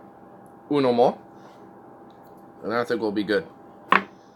So I can at least get a nice giggle over Peterson here. There's actually one video I might pull out really quick, but just due to battery life, I might not have a chance to. But there's this Ego and Jake where where they kind of briefly went in and over how he doesn't like to be in the spotlight. I was just mentioning earlier to Brandon there, and yeah, I mean, what was I about to say? Fuck. Well, maybe I'm getting too stoned for him now. I'm getting too stoned for Peterson, but I don't give a shit. I don't care. You know, one thing I should have pulled was a debate that Paul's Ego had on Lord J-Doc's podcast, Pull the Trigger. Could have given him a little boost there. Get a little boost in subs by you guys. Well, I guess I'm doing it now. I'm shilling out Lord J-Dark's podcast, Pull the Trigger. Just look up Pull the Trigger, Lord J-A-E, Dark.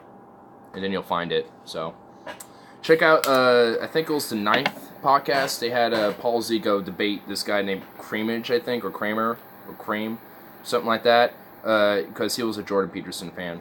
So, yeah, I should have pulled that, because then we can at least delve into what at least one Jordan Peterson fan is and kind of see what he thinks about it. So, but due to battery life, I won't be able to do that, unfortunately. Maybe I'll do part 2, just delve more into Peterson, delve more into lectures and shit, see how that works.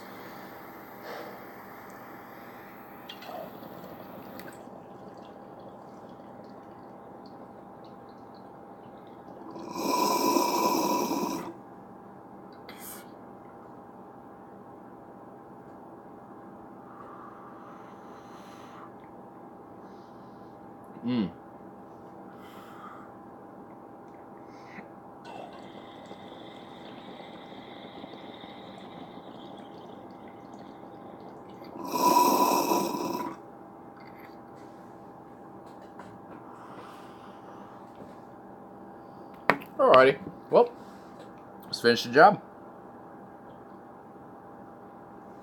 Things with me. Move. Hop, hop, hop. Oh. It's all about tin mush. Mush, mush. I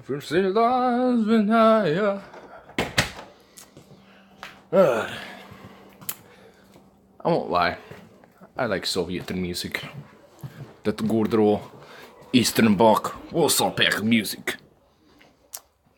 The good old Warsaw music.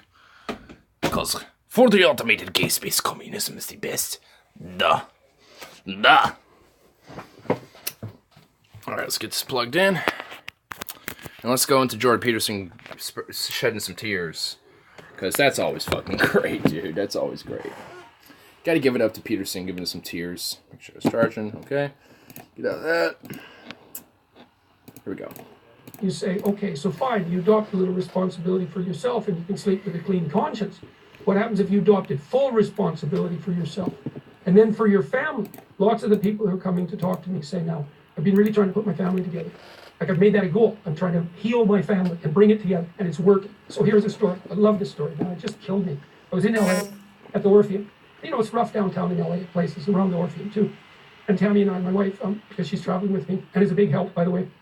We were wandering around downtown LA the morning after the talk, and we're walking down the street. And we were on streets we probably shouldn't have been on, but in any case, because what the hell do we know, being stupid Canadians? And so we were walking down the street, and this car pulled up beside us. This kid hopped out, this good-looking Latino kid, 20, 21, something like that. He jumped over and he said, he's all excited. He said, "Are you Dr. Peterson?" I said, yeah. He said, "I'm really, really happy to meet you.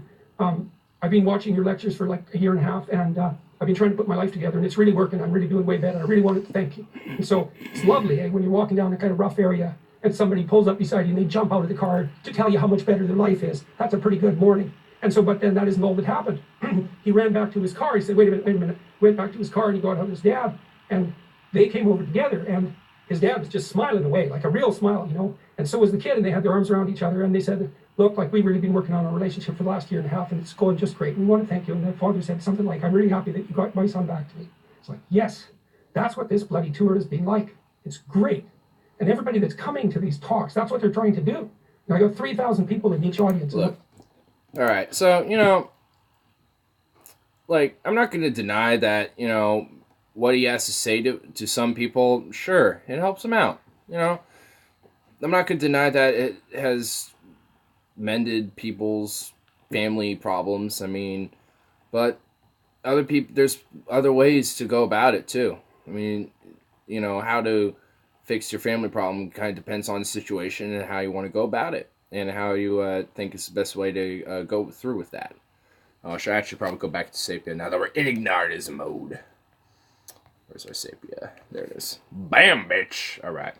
Anyway, so, yeah, I mean, I don't deny that, but he's getting, he lets it kind of, he lets that, for someone just like being in the spotlight, you're liking it a lot, Peterson. You like it a lot, I can tell. I mean, I get how, you know, you feel touched by that shit. I mean, TJ has had an emotional moment before. I mean, but I've noticed that he's cried a lot before, you know, and talking about these things. So honestly, I think it's just a way for him to kind of tug at people's heartstrings to kind of win them over a little more. It's one of his ways to get into people's to win people over. That's what I'm trying to say.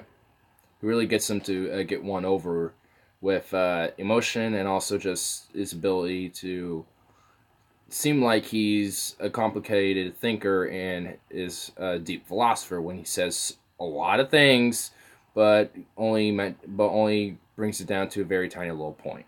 So that's why we call him the Word Salad Philosopher. What they're trying to do is figure out, how can I take maximal responsibility for my own life? How can I imbue it with meaning that helps me withstand tragedy and suffering? How can I be a better person? And wouldn't it be great if that was of optimal benefit to my family and the community? You're getting very emotional about that. Well, it's something, Joe. Jesus, I've seen like 150,000 people in the last 2 months. You know, and this is what it's, well, you'll have a chance to talk to Ruben about this too. This is what it's been like. It's so positive. I can't believe it. And it's just one person after another saying, like, look, I was having a rough time. I'm really happy that I've been encountering what you've been talking about. I've really been trying to put things... It honestly sounds like he's been smoking for like 40 years. I mean, it sounds like he's about 90 years old, smoked about 50 years of his life. He's just like, I'm coming to fuck. It's like, oh my God, dude. Sound like you're 90. together, and it's really helping. Yeah, Ruben was pretty blown away by it. We had a long conversation about it. He just feels like there's some crazy movement going on. Something's changing in the world because of this. This new avenue of developing is opening up for these people. Well, and I've been thinking about that too, because like I said at the beginning, if you're surfing, you don't want to take responsibility for the wave, and so I mean, first of all, a lot of what I've been telling people are things that I've gleaned from the clinical and the psychological literature. It's not like I'm coming up with this of my own accord, right? I'm transmitting information that I've learned from very, very wise people.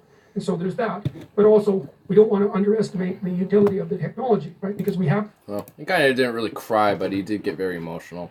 I couldn't tell if he was crying. But I hate clickbait titles. Anyway, I'll get to the last thing here. Let play on a little bit, deal with the situation that's going on. And, yeah, and we'll finish it up.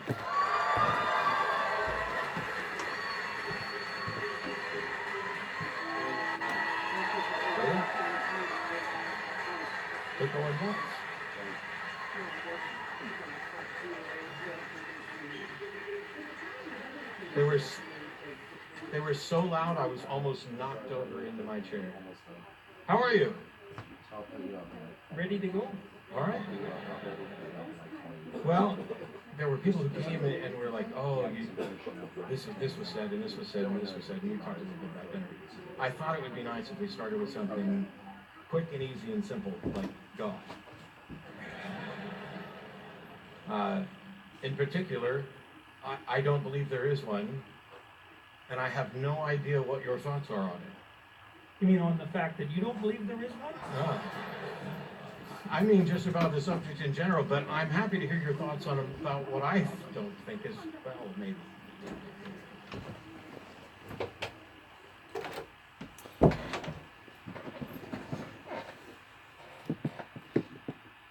Well, it's a complicated problem, and I don't think that we take it with due seriousness. All right. Well, I missed what Matt Dillahunty said, but anyway, so in this they kind of get into God, morality, and etc. So anyway, the first question basically is like, I'll let it play on. They were so loud I was almost knocked over into my chair. How are you? Ready to go? All right. Ready to go? Well, there were people who came and were like, "Oh, this was said, and this was said, and this was said," and we talked a little bit about dinner. I thought it would be nice if we started with something quick and easy and simple, like God. In particular, I don't believe there is one. Me neither. And I have no idea what your thoughts are on it. You mean on the fact that you don't believe there is one? No. I mean just about the subject in general, but I'm happy to hear your thoughts on about what I don't think is, well, maybe.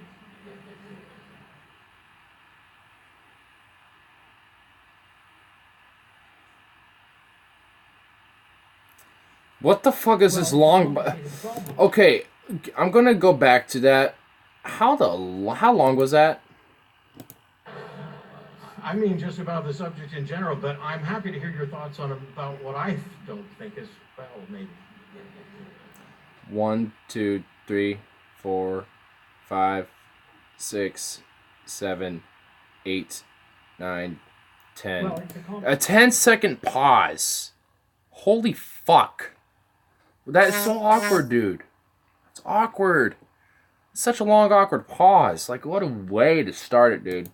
Complicated problem, and I don't think that we take it with due seriousness. I specifically don't think that the celebrity atheist types, who I actually have a fair bit of respect for, by the way, take it with due seriousness. So I don't think that they take it with due seriousness from a biological perspective or a phenomenological perspective or a literary perspective or a metaphoric perspective. That'll do for starters. I've become convinced that the fundamental presuppositions of our very functional cultures, the Western cultures say, are nested immovably in a metaphorical substrate. And that when you enter that metaphorical substrate, you're in the domain of religious phenomenology. And I think that not only can you derive that conclusion as a consequence of deep philosophical thought and literary analysis, but that if you know enough about brain function, you'll also come to the same conclusion. I think you come to the same conclusion as well if you look at the evolution of religious cognition from the perspective of an evolutionary biologist and not from the position of a evolutionary biologist whose head is addled by the belief that most of human morality was established in the 500 years since the Enlightenment. So that's a start, I guess. Except, and so you have to bear with me, Yeah, because I'm from Texas. that's okay. I'm from Alberta, you know. It's bigger than Hey, no. Texas, just as bad. Yeah. So the curious thing for me is all of that applies. I also don't know what to say at this point.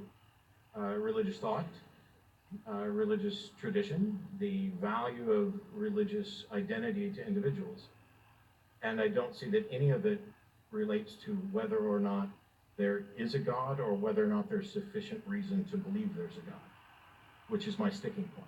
I'm fully fine with the idea. Oh yeah, we'll try and get through this without like raucous applause, but you know, hey, at least I got one. Yeah, you don't never complain about raucous applause.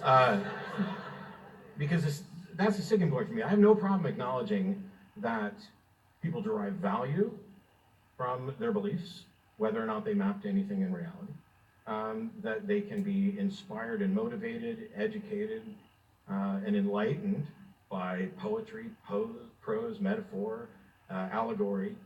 But my concern is, having grown up a fundamentalist Southern Baptist, the people who I know and some of the people who are working to enact legislation on behalf of their beliefs are convinced that they have good reason to believe that there actually is a God, not just that it's useful to them.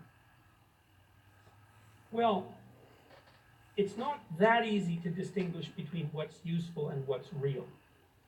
So I think that distinction can be made, but it's a lot more difficult than people generally think. And I also think that there's no doubt that there are different levels of sophistication of religious belief. You know, what I see happening in this sort of discussion, say, frequently, you know, and again, like I said, I have a fair bit of respect for the atheist types because they spend a lot of time thinking, and that's generally a good thing.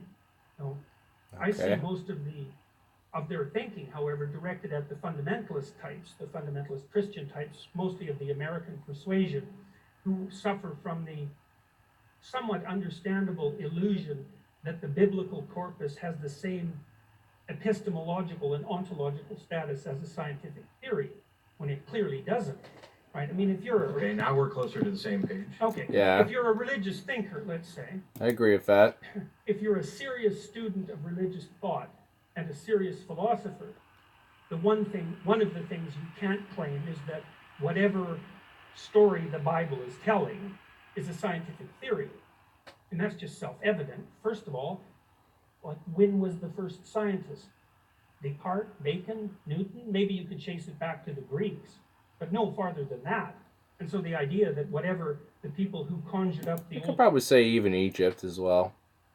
But, I don't know. I would probably say Egypt and maybe even the ancient Sumerians. I mean, maybe they weren't actual literal scientists, but at the time they probably would have been considered something related to that. Old Testament creation account we're doing with something akin to scientific theorizing is a mistake that would only be made by people who don't know how to distinguish between different kinds of truth. And so the fundamentalists, like, I feel for the fundamentalists, you know, because what they're trying to do, to give them credit, Okay, why? is to maintain a corpus of stories in which an ethos is based. That would be the Western ethos, in this case of Christianity, because they believe that the ethos is of extreme value. And I also believe that the ethos is of extreme value and that it is nested in those stories. And so they don't like to be confronted by the rationalist, atheist, evolutionary types because it blows the foundation of their ethos apart and they feel that it's worth preserving. And I think, well, yeah, it is worth preserving. Why is it worth preserving, though? How's it important to the Western ethos, as you say? Like, I mean, what? I mean, I don't find it important to me. I find other philosophies and other worldviews and or different types of knowledge to be more like evolutionary science, for example, as you're saying, to be more important towards the Western ethos than a religion that has been around for like 2,000 some years. Like, what's like, what seems better for Western culture? A draconian old book, or evolutionary science that's looking to like progress towards the future and like learn more about, our like learn about the past Earth, learn about our present, and work towards the future. Like, I like that. I like the latter. Now, that doesn't mean that there aren't philosophical problems associated with the manner in which they construct Let me their arguments. speed this up a little But, bit. but they're still worthy. But it doesn't address the issue. There's a deep issue here that we're not contending with. Here's an example. What's the issue? I really don't understand the issue at the moment, to be honest. Like, what's the issue here?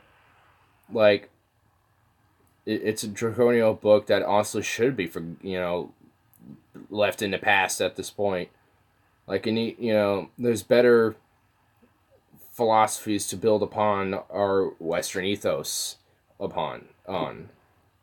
I mean, personally, I kind of have a more humanist ethos. I think while we all have our own subcultures and sub ethoses essentially, I think there should be like a generalized you know cultural ethos to have at least a foundation for humanity to be on, and because that's how I think. In order to kind of get this like the Star Trek utopia, basically.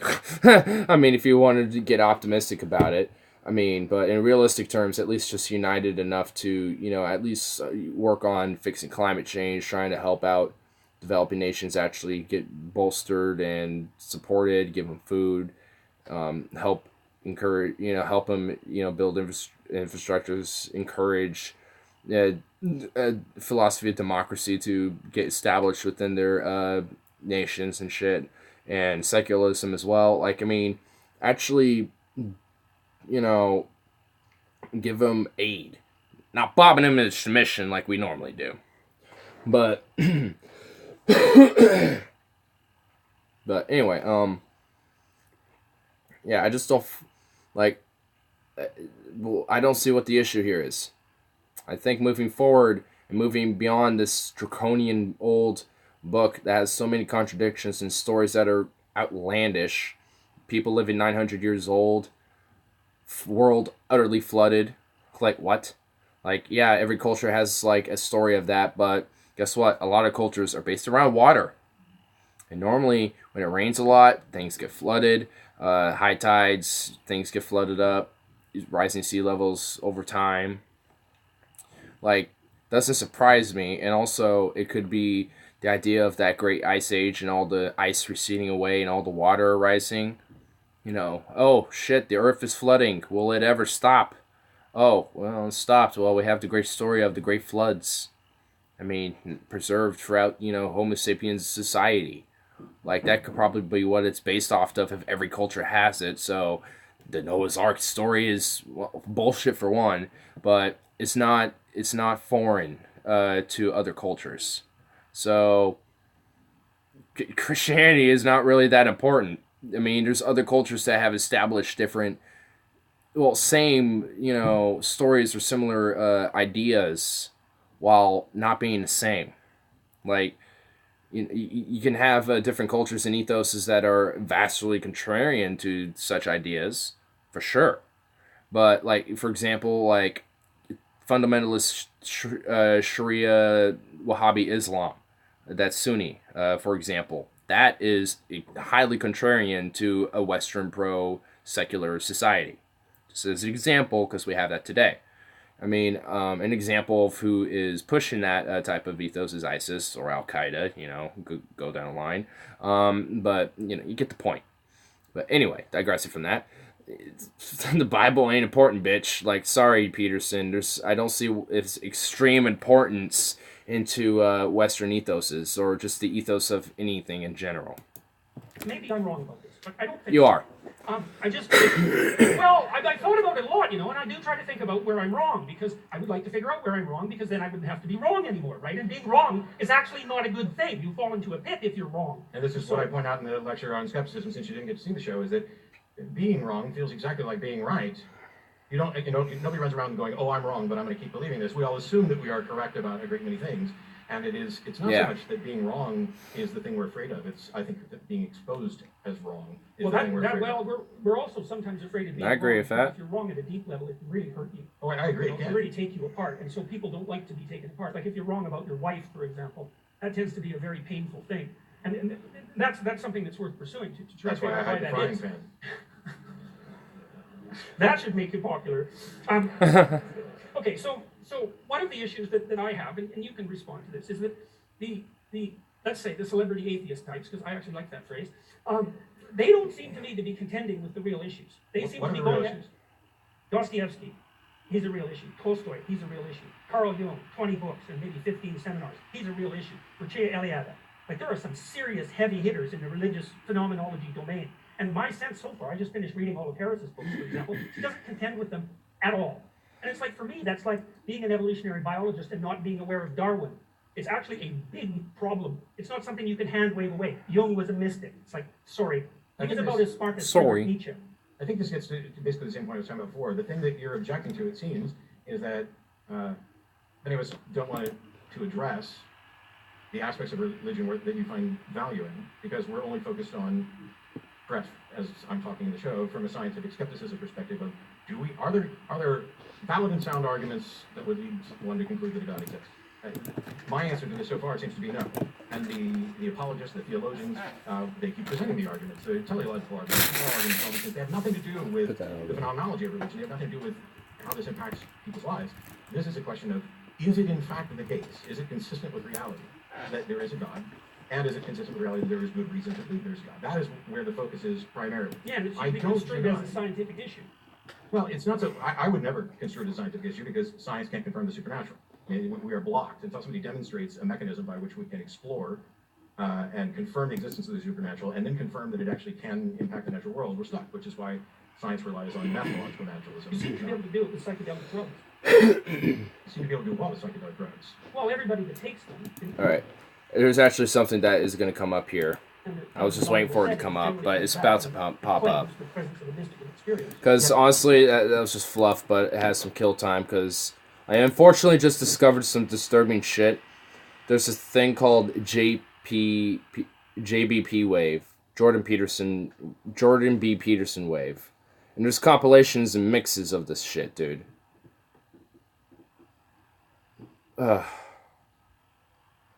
How fucking deep does this cult go, dude? Goes deep.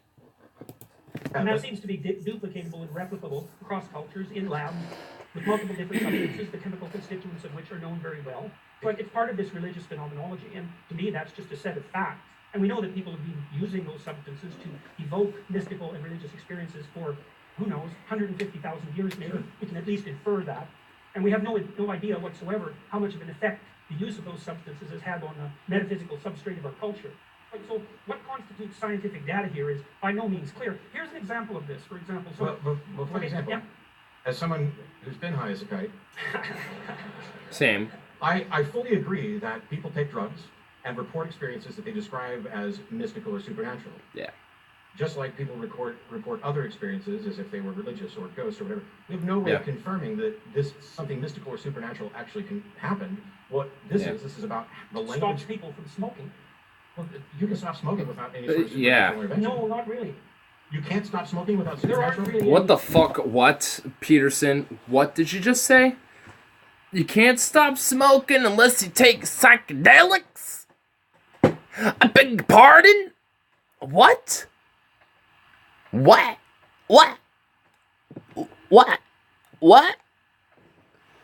I beg your pardon? You can't stop smoking. No,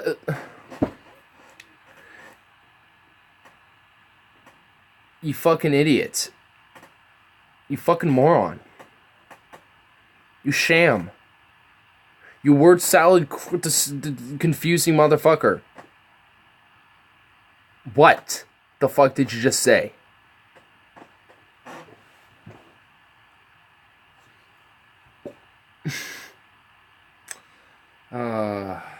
Oh boy. What a fucking... See, this is just... How do people... You know the coldest were just like, yep, got him. That's right. Yeah, that's right. Like, oh. What the fuck? Dude. Any reliable chemical means for inducing smoking cessation. You can use a drug called butyric. I think that's the one. Whatever Wellbutrin is. Is that supernatural? No, you don't need a supernatural effect, but it doesn't work very well. But if you give people magic mushrooms, psilocybin, and they have a mystical experience, they have about an 85% chance of smoking cessation. Sure, with one treatment. Yeah, but that's kind of like evidence, you know. It's kind of like... But that's kind of like evidence, you know. No, it's not. That's anecdotal. Because I don't see where you can find that information. I guess actually it's citation needed. Citation needed. Citation needed. Citation needed. You gotta have that citation for that source.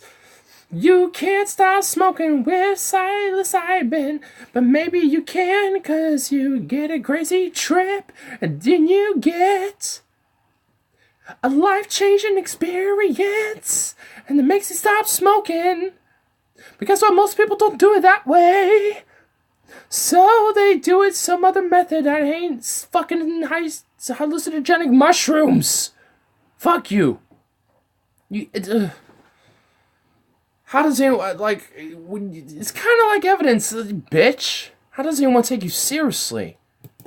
Evidence. It's evidence that you can take mushrooms and increase your chance of quitting smoking. No, it's not. It's indication that if you take mushrooms and you have a mystical experience, you'll stop smoking because it doesn't work. Okay, if you take mushrooms and you have an experience that you describe as mystical, then you'll increase your chance of smoking. But that doesn't tell me whether or not there was something to this notion. Matt Dillahunty has the patience of a fucking saint, dude. I just already would have exploded on him. But it's not evidence at all. Oh, sure it is. Oh, sure it is. No, it's not. Wait a second. Wait a second. That's wrong. Okay. It is evidence. So It is evidence. That's wrong. No, you can't prove me wrong. No. Okay. You have a pharmacological substance. It's psilocybin. You give it to people who are trying to quit smoking. The psilocybin doesn't directly have an impact on the smoking behavior. It has to elicit what's described subjectively as a mystical experience. And you can get physiological indicators of that mystical experience. And you might say, well, that's not enough to prove that it's a mystical experience. But, you know, you're conscious and I accept that. It's like you accept all sorts of things without being able to demonstrate their validity on every possible objective, with every possible objective criteria. So don't get in too much of a hurry. It's a serious issue. If you give people psilocybin, for example, and they have a mystical experience, not only are they much more likely to quit smoking, which is really something, but they're also much less likely to suffer from death anxiety if they have cancer. Like, that's quite the thing. And not only that, if you test them a year later and they've had a mystical experience, which the majority of them regard as the most significant one, two, or three experiences of their life, including such things as getting married. Okay, so look, they have a metaphysical experience with psilocybin. So what? This doesn't mean anything, but it probably will mean something to them because they can interpret it in any way they want because it's their trip. They're the ones experiencing it. They're the ones who are analyzing everything. That's how their reality has now become. It's this trip. So it's how they want to see it. And if it becomes a life-changing experience for them, which a lot of people have life-changing experiences with, then that's more the merrier. That's better. That's more reason why it should probably be more open for people to have and people to try. You know? Like, oh, man, Peterson. Like, it doesn't take fucking psilocybin to fucking make you quit smoking. Like, what? Man, it's ridiculous, man. Jordan Peterson's just ridiculous. Like, that you're like, he's describing, like, how people do have these changes, like, with, you know, taking psychedelic drugs, whether it be psilocybin, DMT, whatever have you, ayahuasca, anything that's psychedelic, and has a metaphorical experience and shit. I mean, that's gonna happen because they're having a psychedelic trip. So, What I mean, what do you expect? I mean, you're taking that, so that's going to happen. You know what's coming. I mean, it's just how you interpret it. And, you know, people interpret it spiritually. People interpret it as just a fun trip. People interpreted it in a more religious sense. People interpret it in any way they can interpret it as. Life-changing experience, whatever have you, dude. So, it's like... So, like, your point? It's like, your point is it stops you from smoking? It stops you from smoking? What? I think not. Their personalities are permanently altered in the direction of more openness to experience and more creativity by a standard deviation. Like, that's walloping effects. So, we can't get too much in a hurry about dispensing with all that. So skepticism, as I repeatedly point out on the show, is not about cynicism. It's not about debunking. And I'm not saying that there is no supernatural and that there is no mystical experience. What I'm saying is, the thing that people subjectively describe as, I had an incredibly impactful mystical experience, whether it comes from taking a pharmaceutical, whether it comes from attending a revival church service or hearing a particular preacher, whether it comes from having a particularly impressive sexual experience, all of those things, that is the subjective description of that, Giggity. which may be because of limitations in language that they don't have any other. This is the language that infuses culture so that we have to use that to describe it. But that doesn't in any way serve to confirm that there is any sort of supernatural realm or any sort of supernatural actor. Well, it depends on how you define supernatural. Like, look, I get your point. Okay. And I'm not claiming... It depends on what you mean by... Jordan B., it depends on what you mean by Peterson. It's letting us know it depends what you mean by it. I mean, I just wanted to at least get that one mini little quick point about the smoking thing, because that was the last little point I wanted to snag at. But I think I went through a lot of Jordan Peterson, but I'm going to drop us a remix for the final moment. We were walking along, and all of a sudden, his little girl, who I think was like 4 or 5, she was walking in front of him and in front of me, and I guess we were going around a little bit of a corner, and all of a sudden she jumped right up on his shoulders, which I'd never seen a child do that. It was like watching, you know, if a cat's asleep and you What? look at it, it'll like jump up and pop out its hair and jump straight up. Well, that's what this kid did. And there was a rattlesnake at the side of the path. There are circuits in your brain. They're reflex. All of a sudden, she jumped right up on his shoulders. As a cat's asleep, and you look at it, it'll like jump up and pop out its hair and jump straight up. As a cat's asleep, and you look at it, it'll like jump What the up and fuck? pop out its Okay, you hair guys gotta see this. and jump straight up. As a cat's asleep, and you look at it, it'll What the fuck? jump up and pop out its hair and jump straight up. So imagine that a snake is a pattern, and imagine that there's a pattern on your retina that constitutes the snake, and then imagine that that can be transported to another pattern, which is a muscular output. Oh my That god. muscular output pattern is to jump you in the air. There's a rattlesnake at the side of the path. There are circuits in your brain. They're reflex circuits. If a cat's asleep and you... Okay, I don't get what's going on here. Let's just check out one of these Jordan Peterson vapor waves, dude. Akira. You got to be oriented towards something, because otherwise you're disoriented. You just spin around in circles, and then you suffer. And so do people around. Oh my god, there's so many, It's not a dude. good solution. Orient yourself towards something. You have to figure out what it is. What will work for you? What goal would justify the suffering of... Oh, you have to go out and protest the structure of the entire economic Oh my god, dude. Alright, I could dig of the beat, but oh my god, this is just all Jordan Peterson. Oh my boy. Oh my god. Oh my lord. I want to see his reaction to this. Genius. Oh my god. Perfect music for cleaning my room. Oh my god, dude. Oh my lord. Wow. Wow. This is Jordan Peterson. This is his fan base, I guess. Wow. I think we'll spend the last little few moments of a final bowl. because, oh my god. Oh my god. We'll make this a dance party. Oh yeah. Oh yeah, let's get these bumps. Let's get these kicks going, dude. Enact some sort of control over the outside world. Acid trip. Yeah. Got an acid trip going. Yeah. What? Whoa. Whoa. I'm gonna quit smoking now. This is the only way I'm gonna quit smoking is this acid trip. Whoa. Whoa. Okay. Okay then. God, that's a fucking thing, dude. That's a fucking thing. What are you gonna do?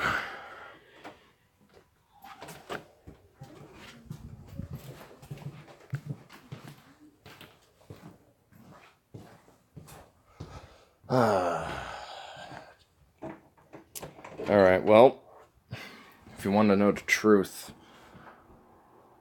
how do I feel about Jordan Peterson before compared to now? Well, before, well, I didn't really know too much about his philosophies, but there's not really much to grab at besides... I don't know, dude. It's very difficult to really describe. I mean, right now, after that, I'll probably describe that tomorrow. Describe it to my friends, too, during the stream. Let them know about that. But anyway, let's get down here. Set up for the final time. Call it a good night.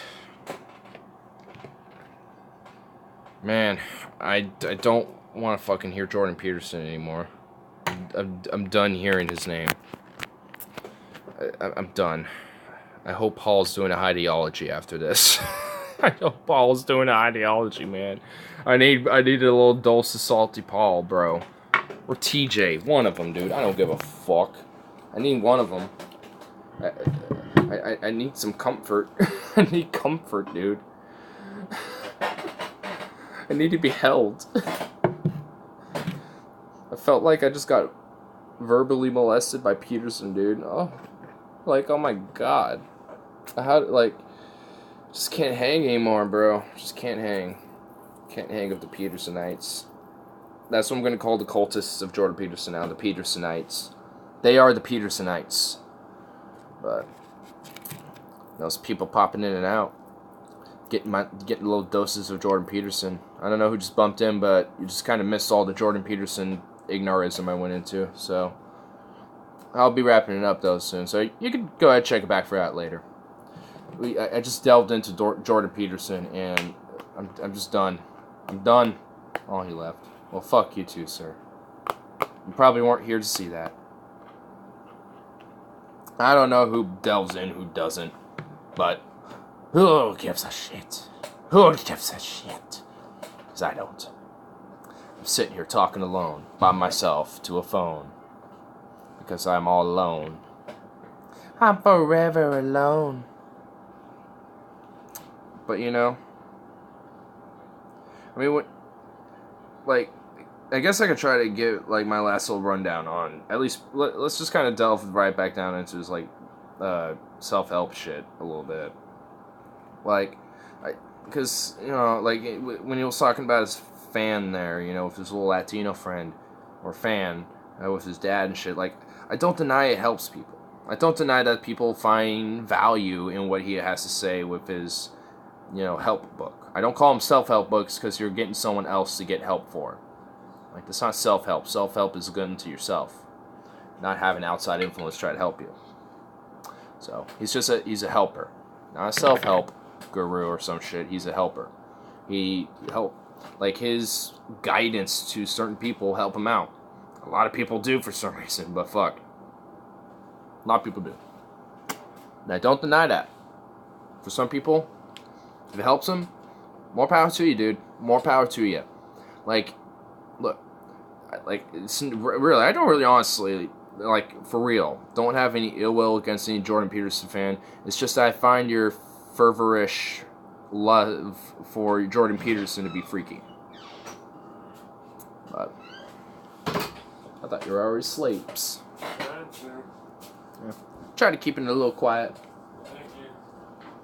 Keep myself not too loud. I do that in my room. I don't think I'm that loud. I'm just talking to my normal voice. I just got a little bit more of a boomful voice. That's about it. But what can you do? It's about like 2:30 in the morning here, so you gotta like learn how to regulate that voice smokes of yours, boy. Gotta regulate it. I don't have to, cause it's not in there now, bitch.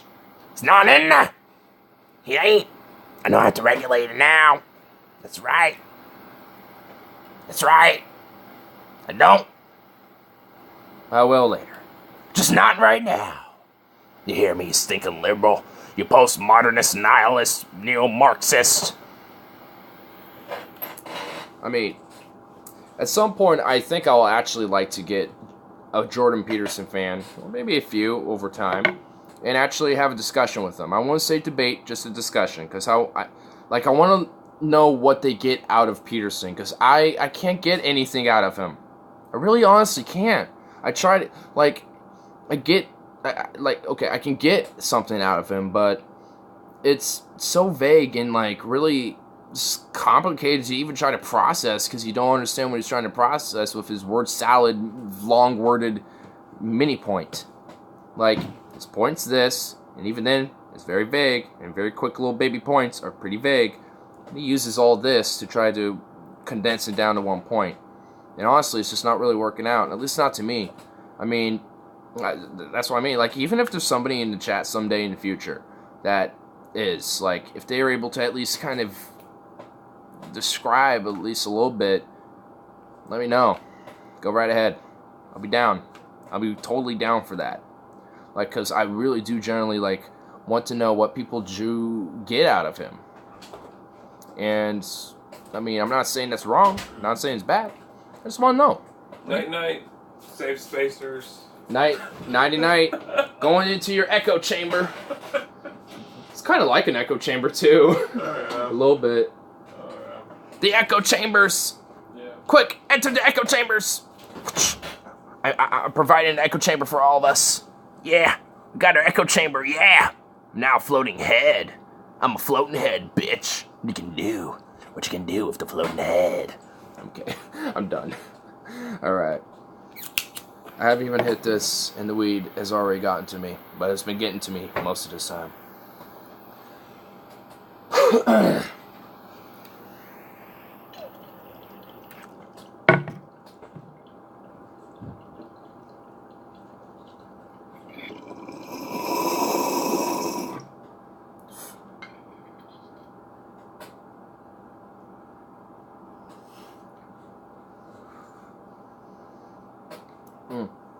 I feel like for this final little notes, we should do a quick little update about my channel here really quick.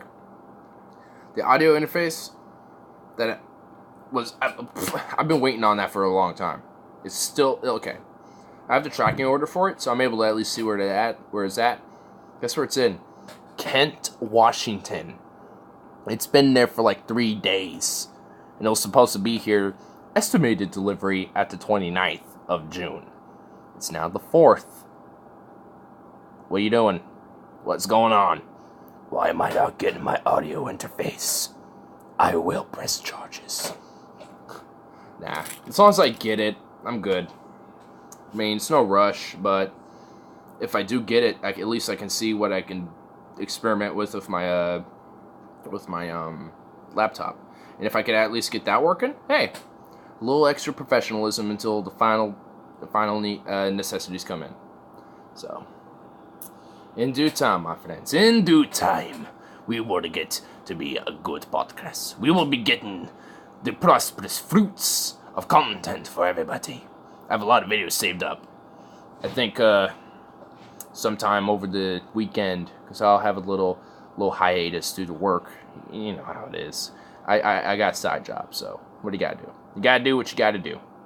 But yeah, sometime in the weekend we'll check out some videos, check out some cool shit, get back into that groove because I haven't done that in a while. Now that I got some Ignarisms out of the way, so I think the next I got some others saved up. I know I'm going to want to do an anti-Semitism versus Zionism, go into a lot of different discussions that people have on that, get people's views on that, collect that. I just need to find these videos. I know I want to do that, I just haven't done research for it yet.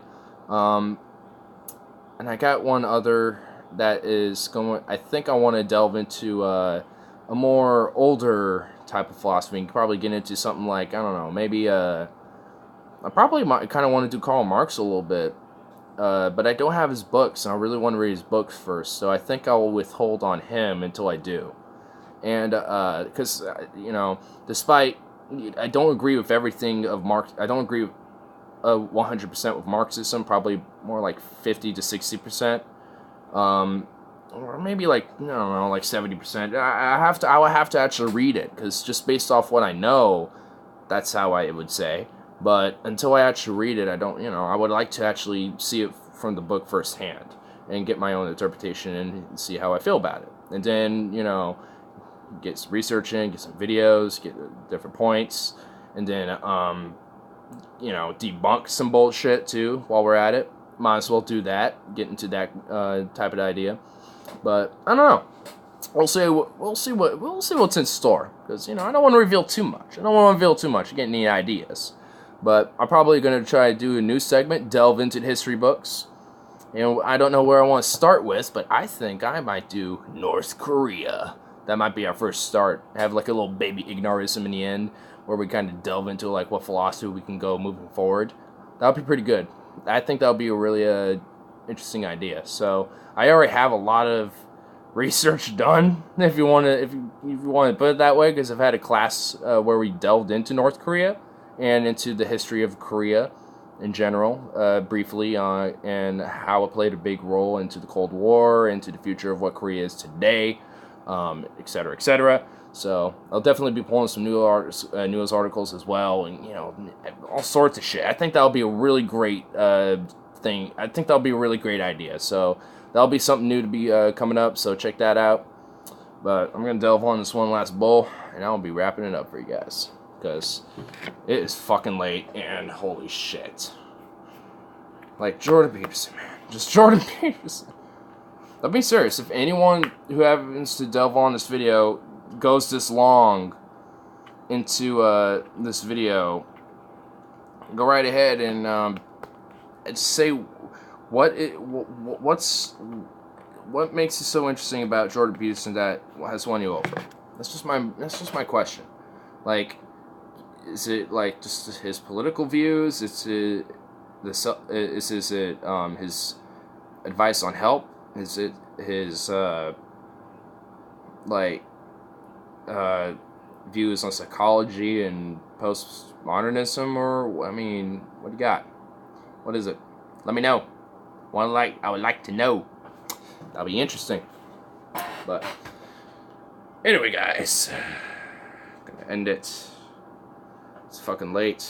I'm fried.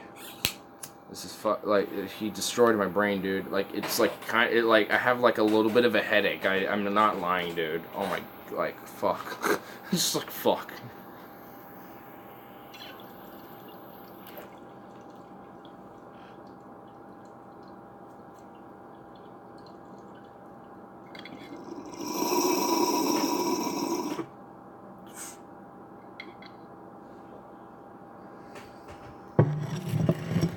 Alrighty. Well, I think I'll be ending it for tonight. I hope everybody enjoys the night, or the day, or whenever you see this. I don't care. I don't give a fuck. But we will begin the palm of death, bitch. I haven't done this in a while. Yeah.